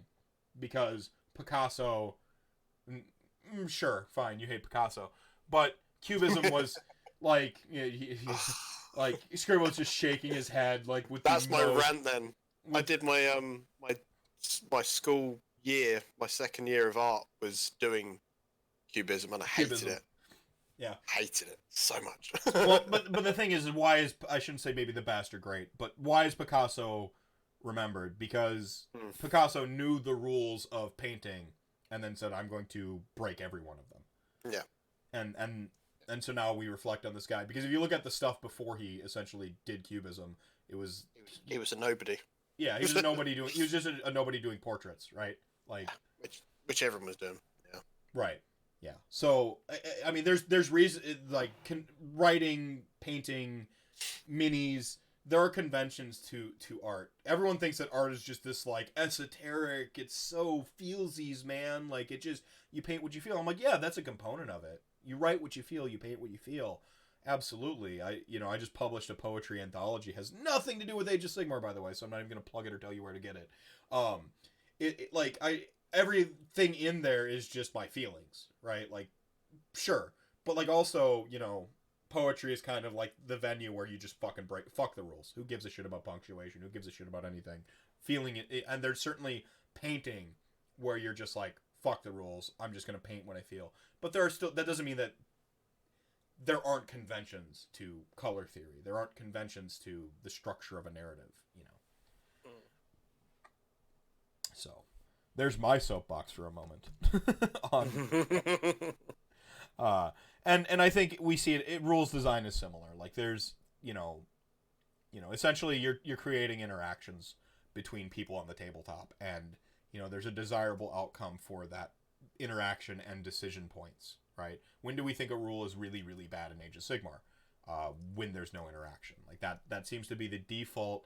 People say it differently, but sort of the default distilled down way, I would say it is like, people hate it when their meaningful decisions are removed from the game. That's what people hate the most. Is this feeling, take out actual interaction and risk without, if you just get reward without the risk. Yeah. What's the point? Yeah. Yeah, like you've created this zero sum scenario where there's nothing beyond that, and that's when people don't like. So then, well, now you're exploring rules, like, so how do we make sure people have meaningful decisions, and that their decision points matter, that risk reward is a gamble that they're actively deciding and choosing as part of the game goes on, and so on and so forth. So there's conventions to a lot of the stuff that just seems all esoteric and completely cerebral, and it means nothing. And as a writer, I like to play with conventions. Paradoxically, though, the ideal army to win a game is also one without risk. Well, I mean, it's not paradoxical. That's that's not paradoxical. That it undermines what makes a game. So then it's just a established value result. So you're not gaming anymore. You're just getting a result, and that's where that's essentially how you do good tournament play, though. Is you take the risk element out of your list and make it as possible. Yes. Yeah, and that's what you're doing when you're building a strong list. Is you're trying to mitigate risk. You're trying to mitigate chance. But that's now your conscious decision in list building. That's your meaningful decision. You're doing that in that list building step. And then you get it to the table and you've mitigated the chance. So now it becomes about making the decisions. You've mitigated your chance. Now you make the decisions. And then, like, sometimes your dice can still screw you, even though you have rerolls on ones, and your hits on twos, rerolls on ones, and your dice can still screw you. And you made it to where you can't fill your 4-inch charges anymore because you're Iron Jaws. Like, you start doing that stuff, but then other avenues of the gameplay become where you're making these decision points that are very, very important. Yeah. Back from meeting, Diet A&W was $1 for a 2-liter. Nice. There. And thank you for using, if you wanted to add a quote, you had to do ! Quote, space, add, space, Batman is the best. You have failed Scrivo. You have failed. So instead, Incantabot just quoted quote number 33 from when I played Dream Daddy in 2018. Marinara sauce is basically a smoothie. Which is a line of dialogue from that game I found really amusing. You also make conscious decisions in list building to increase your opponent's risk. Correct. Like, you're setting up bad decisions for your opponent to make.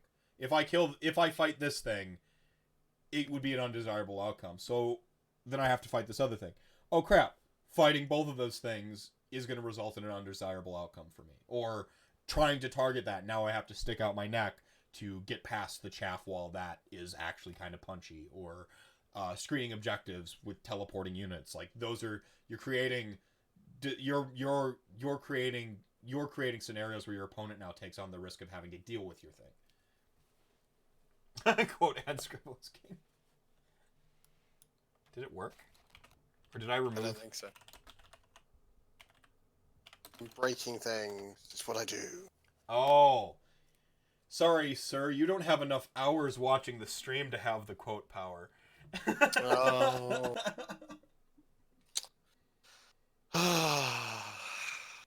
It's okay. I'll give you Scrivo is king. I'm not giving you Batman is best. Batman sucks.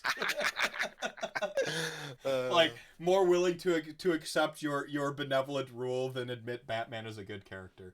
The Maggot King Witherstaff artifact is pretty example of that. Is a perfect example of that. It literally randomizes your opponent's attacks more. Yeah, cool. Love it. Yeah. But I'm the sort of player that likes that sort of thing though, because I like to make everything a mess. You like, yeah. I mean, and now you're choosing to have embrace the random and embrace the chaos right at the table. You want to have, like, you enjoy that the gambler slot machine effect, right? That's my problem. It fails me more often than not, but I'd rather that than having Destiny dice there to remove any kind of risk. It's just, that's why I think Destiny dice are antithetically dumb. Because the whole point of Tzeentch is that you're supposed to be this just as planned tactical genius. And so the dice say, I don't actually have to think tactically because I have all these gimmies. And I don't there's no risk. I'll just use a 6. And they're adding that into 40k as well. I don't like it. I would much rather see it for, like, Nurgle, who's just, like, Mr. Law of Averages Inevitability Entropy, you know? Than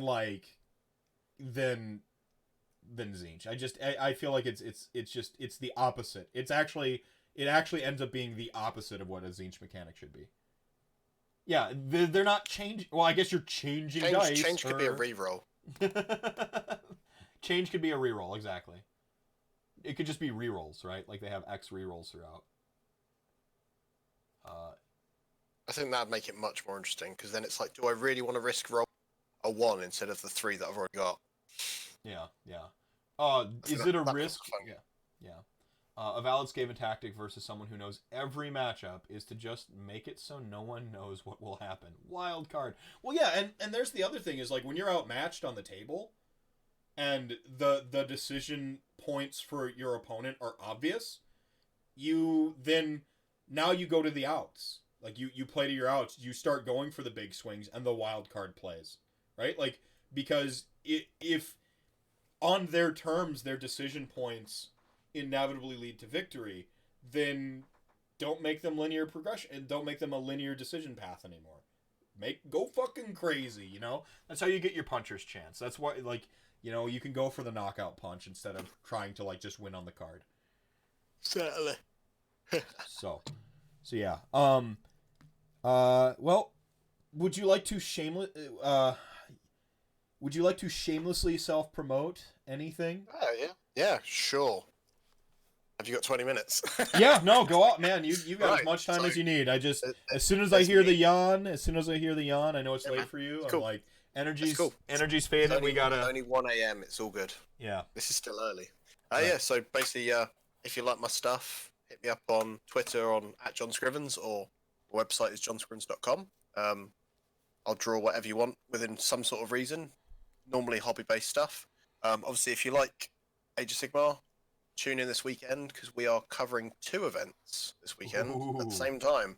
Double We're coverage. covering Crimbobo, which is a doubles event in Nottingham, and we're also doing a 100-player event in Sweden, which I cannot pronounce, at the same time. So one on YouTube, one on Twitch, which is going to be a first for us. Probably going to go really, really well, but I'm imagining it's going to be an absolute nightmare because that's what I do. I like to panic. Well, expect the worst. Plan for the worst, but hope for the best. Right? Exactly. Yeah. But more importantly, it means that I'm the tech guy on my own this time. Oh. Rob's going over to Sweden, which is terrifying because it means if it all falls apart, it's me. It's but if it all you works, specifically. it's only me. It's you specifically. So when it inevitably, are you going to be on the Twitch feed or are you going to be on the YouTube feed? I don't know. That's the best bit. We are Oh. very organised. All right. So you're doing Crimbobo though, right? Yeah, I'm doing Right. Crimbobo. I will be there for day 2 even this year. I want everybody then, when Crimbobo is a massive failure, specifically blame Scrivo, regardless of what the actual problem is. So, there you go, buddy. It's all my fault. It's probably because I've drank too much. No, that was the thing last year. No, you guys have been, I think you guys have been crushing coverage. Like, it's certainly, like set a sort of standard toward, like, how we need to think about covering events. And I know that's become very much Rob's POV, is just like... Yeah. It's become as this thing. We look at it and we'll do an event and we think, yeah, we've smashed that, and then it's like, but what could we do better? And that's why we've got things like the overlay that now pops up with what the spell is or which command ability's been used, and things like that you need to know, but you don't need the commentator to be constantly having to parrot it. So it's just like, what extras can we add without it being bloat? Right. Yeah, I mean, and that's... It's always, I was talking about self-assessment and self-diagnostics last episode, is you got to run that, like, self-check where you go, okay, I liked it, but how can it be better? Or, like, this was a good episode, but how could it have been better? Or, whatever it is, to always have a mind toward, like, yeah, give yourself due credit. Don't hurt yourself, don't, like, come down on yourself too harshly, because that'll swing you the opposite direction of progress too. This is an artist. That's the thing. I'm a very modest person, so when I get told, like at Bloodshed in the Shires, Rob was really proud of what I did with the cameras. It was the first time I'd really done that, and I thought I'd done all right. Mm-hmm. But it was just nice that we then knew what we needed to do. We needed to maintain that standard. It's just like, there's no point just having some rando moving some cameras around randomly. It needs to be functional. So it's just kind of knowing what needs to keep being done. Skaven. Oh, yeah, no. Yeah, they're talking about Skaven stuff, and I think of Skaven like Inspector Gadget, and Dr. Claus, of course, Nagash. So he's got these actual... Is it the animated series, or is it the Matthew Broderick film? The animated series. The Broderick films were fine. But, like, yeah, like, Nagash is petting Archon in his lap. But yeah, basically he has these, like, really laid plans that he's actually thought about, and he's actually intelligent and smart, and then just this fucking bumbling idiot ruins everything. That's Skaven. And I just imagine him like, I'll get you next time, Skaven, and then just like, he even blows up constantly, like, it's just like, he's Skaven, like, it's Skaven or Inspector Gadget. I don't want to draw that. I really want to draw that. You want to draw like just Nagash's claw and like Skaven or Inspector Gadget just ruining his shit every time. You could have with Penny and what's the dog's name? Oh man, I'm drawing a blank now. I can't remember the dog's name. Brain? Is it Brain? Yeah. You could have Yeah. I can't remember I think it's Brain is the dog's name. So you can have like Penny and the dog be Thanquil and be Thanquil and was it Bone Smasher or whatever? Bone Ripper? What else? Man. Bone Ripper. Bone Ripper, yeah. So you can have Thanquil and Bone Ripper would be Penny and Brain, and then just like generic Skaven are in like trench coats, like the multiple on trench coats is Inspector Gadget. There you go. There's your art. So yeah, Crimbobo and Swedish thing. Yeah. I'm not going to try to offend them. I'm not very good at pronouncing things in Swedish. Is this the Hesfägervolter? Is that it? Oh, let me find it. Let me find it. You've made me want to provoke myself into bad things. So you guys are going to do some double coverage. That'd be pretty sweet. Obviously, Kriegsluntan. Awesome. Yeah, there we go. Butchered. Yeah. Done. Perfect. Now everyone knows exactly what to type to look it up. Yes. I'll throw some show notes in the YouTube and the VOD. One thing I can guarantee is Rob probably will do really bad accents, and I'm predicting it'll be the Swedish chef from the Muppets. Oh man, he can never do accents. Man, I see that's just like offending an entire like group of people with Muppet like impressions is I think there's got to be a lot of fun to that. Yeah. So anything else you want to promote? Quick. Obviously, not really. Not really. Watch Honest Wargamer. Watch the coverage of events, and if you need the art done, check out John Scrivens on Twitter. I've had his portfolio up here, and chances are, if you've seen someone with like a green arted, like character, that's terrifying. After CanCom in January, literally, I think half of Australia are, which is great, but it's terrifying when I scroll through Twitter. I'm like, shit, that's one of me. That's me. if I so what if I don't want a green skinned character as my avatar? Could I can draw other things. Look, I drew Space Marines. You can see it in my portfolio. I just drew a Troggoth.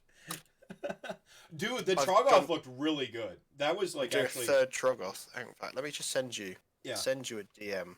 What I just drew whilst we were talking. Slid into my DMs. Let me know if it's there. There we go. Beautiful. Wunderbar. Super pro. Yeah, see what... so, I think this is getting a little bit more into the comic style, which is what I really love about this. Like, this is awesome. The fucking rock mushroom is gonna eat you.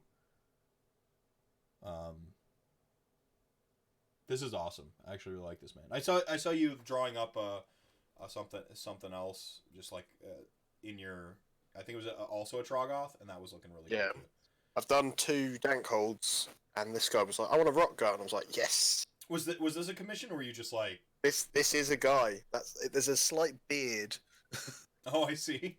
It's Orcboy Phil from the chats on Twitter. Awesome. Like, never think it was him, but there we go. No, this is great. This is awesome, man. This looks great. So yeah, man, Bat Squigs as concept are even more terrifying than the Troggoth itself. Exactly. And literally, I was just like, he said, can you draw one of the Bat Squigs? And I was like, yeah, sure. I love drawing Squigs. I did a whole month of them last year. Squigs, mushrooms.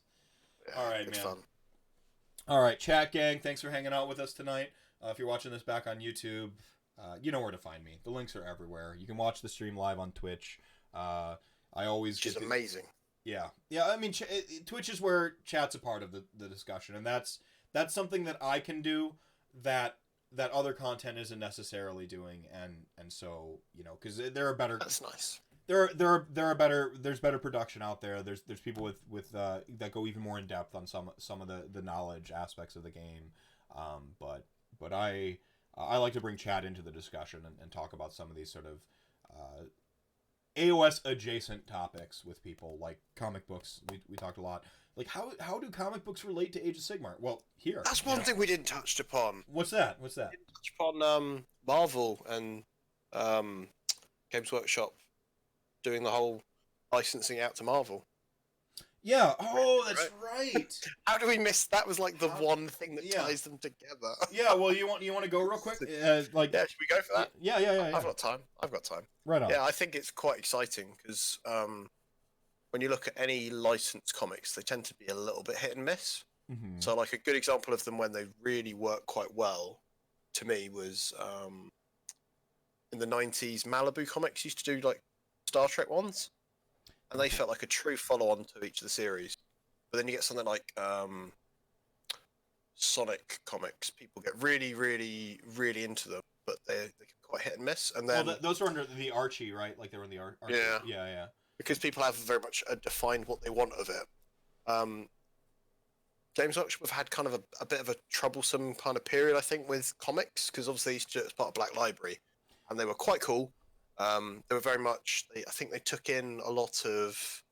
They recruited artists at the time that were all 2000 AD artists and stuff like that. So it was very British when they did. I think it was Warhammer Weekly back in the day, back when it was kind of. They still did Citadel Journal and stuff. It was before Inferno. Mm-hmm.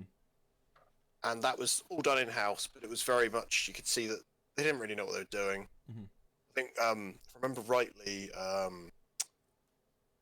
first gig of prolific Horus Heresy writer, what's his name? Oh god, I'm forgetting it now.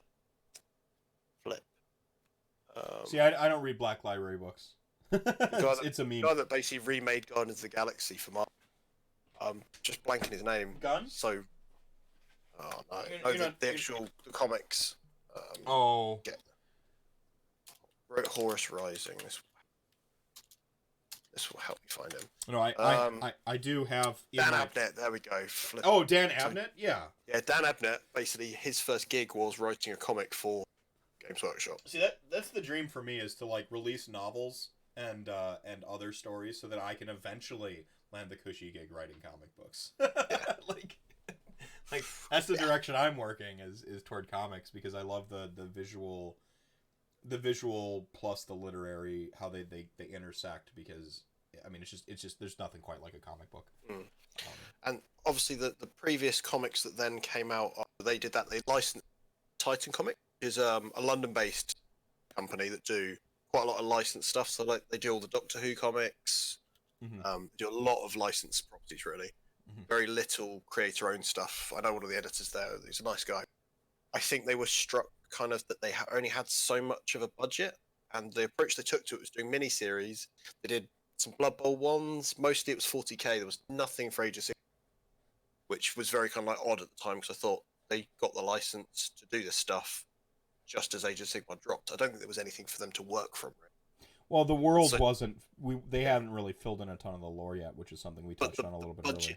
Felt like it wasn't there as well. So to me, I'm looking at it now, and being the big super giant owned by Disney sounds really terrifying. But for me, it was like you'd get a 5-part miniseries from Titan, and you'd wait 6 months to get all of it. Then you get to read it as a graphic novel, and that was it. And that was all you got of like a story. Whilst to me, there's nothing better than the idea of each month having a new book, or 5 different books, all in different subjects. So we'd all be spoiled then. Imagine having Age of Sigmar books showing different time periods, so having like something of the Realm Gate Wars, having something of the Soul Wars, or even having new stuff, like having teasers to stuff through this new media. It sounds really exciting to me. Yeah. I mean, it's very much a visual media too. Can you imagine people painting their models in the comic book style with the hard line highlights and stuff like that, based on like some panels they've seen from these comic books? I'm so there for that. Where this sort of like cycle of art influencing like reality. Like I think that's why comics are so fucking. They're just, they're inspirational, like in that respect. And do we know? Have they mentioned? They've not announced anything at all. But to me, my hope is they've done quite a lot of 40k stuff. They've done some of the old ones. To me, doing even just like short stories of like, here you go, here's a bunch of guys just living in a city, and you get to see the things happening. And you can write novels about this stuff, but it's not quite the same. It being such a visual medium, you get to see it. Well, and it's a step away from getting to watch a film of something, and I think that's quite telling to me. Yeah, I mean, well, there you go. Comic books are storyboards for films. No, they're not. They're completely different writing styles. But yeah, you're right. I mean, well, why was Sin City great? Sin City, the movie, was great because they used Miller's comics as the storyboard, essentially. Yeah. I think it's right. Which is, something they've certainly gotten better at translating comics to. Yeah. I think they're better at translating comics to movies than books to movies because of that common thread. Because it's half step, yeah. That story. I get It's yeah. But like in that same respect, I think I'm not gonna say that like minis are gonna translate to comic books better than they do like the Black Library books that everyone like loves so much. But like being a visual medium and a visual game where the hobby and the art is so much of a part of it, it just feels like that's such a natural step into comic books for me. Like where you're just like, you know, that Archon model wants to be drawn in a fucking comic book, not just described to me, right? And quite often, the reason why people have loved some of the Black Library stuff is the characters are these people that they care about, and being able to see them as well, I think would be quite like having your equivalents of like Eisenhorn's a big Inquisitor in 40k. They've done countless books for him. Having a story about maybe like a Gotrek level kind of guy in Age of Sigmar that specifically starts as a comic, they'll make eventually it might even get a figure. It'd be kind of cool that it'd kind of go the other way around. Yeah, like I would love to see some like, I mean, obviously within the Age of Sigmar IP, I want to see some original characters show up in the comic books. You know, original stories, not just like a retelling of like some of this. I mean, there's so much we don't know about AOS and the Mortal Realms. Like there's so much. Like a writer who comes on from Marvel who gets this gig is just going to be able to go anywhere with it, you know? Exactly, and they'll have this massive big Black Library level vault of all this stuff that they've done and all the new stuff coming up that they can then tie into, because that's smart, right? Yeah, and then like again, now you're selling people comics. My original LGS was Jimmy Jams in Winona, Minnesota. It was a comic book store, actually. It was a comic book and trading cards store, and we're talking literal basketball and baseball cards. So that was Jimmy Jams. And then he also sold Warhammer and all of the RPGs. He sold Rifts, Vampire, like World of Darkness, Vampire the Masquerade, D&D, obviously. Like that was, for me, these things are so entwined because of how I consumed all the stuff I loved growing up. Was just like I could go to Jimmy Jams and get it. I could get a comic book.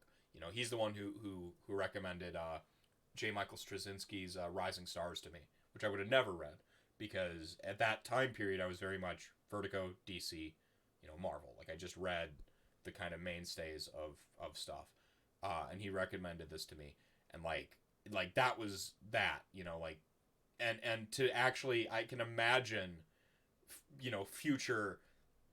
Not quite Andrew going into a comic book store that also sells Magic cards and also sells Warhammer, reading some comics, picking up an AOS comic, and then like now they're buying models. Now they're. I can imagine that. Like you're getting into it and you're a kid, you can't afford to buy with your pocket money or your allowance or whatever. You can't spend $20-$30 on a box of figures to start. But you like this stuff and you want to look at some cool pictures, you'll spend the $4 or $5 on a comic. Oh man, yeah, like it sows the seeds. Yeah, the trade papers or the monthlies are, you know, like $3, $4. I mean that's why part of the reason I played Undead is because I could always buy a blister pack of the old shitty resin skeletons, archers for pretty cheap. Like they just came in their little. It was a little 2-pack of skeletons. It was lawnmower money. I could take my lawnmower money. And I think that's something that's missing currently for the next generation.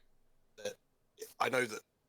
Like that sort of thing's scaled up for kids as well, but it is still a very expensive hobby to start with. And buying just a rule book isn't the same as buying some sort of storybook, I think, to some extent. Yeah. Well, I mean, and that goes back to how I consumed Age of Sigmar lore before, is like sitting in Jimmy Jams, reading people's other army books, and getting these little scraps of lore information in everyone's little book. To have that as like a crystallized, fixed thing that you can do, that obviously you can enjoy as the learned veteran of Age of Sigmar, but then also just imagining this new guard, these younger generation having something like that, like entirely. Like I fear that as like talking heads in the community, sometimes we forget that every podcast is somebody's first podcast with it. Exactly. Every day is somebody's first day with Age of Sigmar. This is another outlet to, it's equivalency to the Warhammer Adventure books. Mm-hmm. They're not designed for the 40-year-old neckbeard that has been playing since 1992. They are for a kid that is at a school club playing with his first Stormcast models. Mm-hmm. Yeah. And that's what these could be, but for slightly older kids perhaps as well. Yes. Well, I think that's going to be great. It's a great skew for comics too. Like, I mean, it's such a wide age gap for who reads comics, and the content that you can get into a comic book that's sort of like, I read older comics. Yeah. Like, now with shit, I thought it was just a fun little punch fist, haha, they're fighting Sentinels. And I go back, I'm like, that was really brutal. Like, some of that stuff. Like, they freaking kill Morph, episode 2 of the X-Men animated series. They made up a character just to kill him. But, like, yeah, like, I fear that sometimes we forget that, like, we talk so much about Age of Sigmar competitively, and we talk about it so much about it for people who are the 40-year-old neckbeards, our peer group. Yeah. 30-something-year-old neckbeard in my case. Like, that we kind of forget that, like, there is this other avenue that should very much be catered to, because we all started here at some point in our lives. Nobody just, boom, I existed, and as long as I have existed, I have Warhammered. Well, maybe someone does, me, but that was near enough me. I remember being in a pram and my dad buying his first Jane Czar figure for his Eldar. Mm-hmm. So, yeah. I mean, I've certainly been a nerd basically my entire life, and again, Jimmy Jam's 10 years old. Like, it's all like one big ravel, and even before then, it was in the grocery store, because they had a comic book section, and like they sold magic cards and stuff like that. Like, I actually bought Portal from a grocery store, for crying out loud. So like I've always been a nerd, but like there's always someone's first day with the hobby. There's always someone's first day with Warhammer, and I'm not saying even like comic books being sold as, hey, this is someone's first day, but like that's a really easy like attention getter there. And then when you do have the entrenched nerds like us who just want Black Library level content for Age of Sigmar in a visual medium, I mean, my brain is just a swirl with potential. So, man, I'm glad we got that take in there. Yeah. Yeah, that would have been unfortunate to not talk about Marvel doing that would have been pretty silly. Like we do the Age of Sigmar. I love that y'all were gonna wrap it up, and here we have the true RantCast fashion. Yeah, that's RantCast, baby. Scrivo, man, anything else to add? I feel like if we just like stall a little bit longer, you're gonna come up with another hot subject. I don't know. Yeah, but like, no, I think I'm pretty much done. No, we got that. No, that we ended strong. I think that was really, I mean, that's the subject we had to talk about, right? Like, that's the one we had to nail. So the one we should have done. We should have led with it. Everything would have made more sense. But fuck it, we do it live here at RantCast. Thank you so much for being on, Scrivo. I know it was my pleasure. Yeah. That's all good. Yeah, if you ever want to hop on the digital soapbox again, just at me, man. I'll work you into this. Yeah, man. This was a lot of fun. Any excuse. Exactly. If you want to do a recap of your glowing success at Crim Bobo going solo this week. Yeah, that should be interesting. Right. But there's a great team though. There's not just me. There's Nathan, and Chuckle Buddy, so we'll be fine. See, Nathan Prescott, man, I got to actually play him at Adepticon, and what a dude! Like, he's so cool. He's like on like when I first watched Honest Wargamer, he comes off a little bit more like muted and like like even killed. when you meet him in person, like he's still very nice and warm and stuff like that, but he's actually like a lot bigger personality, nicer, like, and just he's such a good. He only says something when he has something to say as well. Yeah, and it's hard when you're doing a podcast. It's hard when you're doing a podcast, exactly. But in reality, there's just like, at the table, he was fully engaged in our just random pickup game. Hell, Blue Reel. All right, man. Thank you so much, chat gang. Thanks for hanging out. Thanks for the subs tonight. Drake, thanks. Frank, thanks for gifting that to Joanna, our Queen Zumi herself, Empress Zumi, I should say. And if you're listening to the VOD, watching on YouTube, remember, do all the stuff you're supposed to do, like, subscribe, share, and tell people where to find it live. Take care.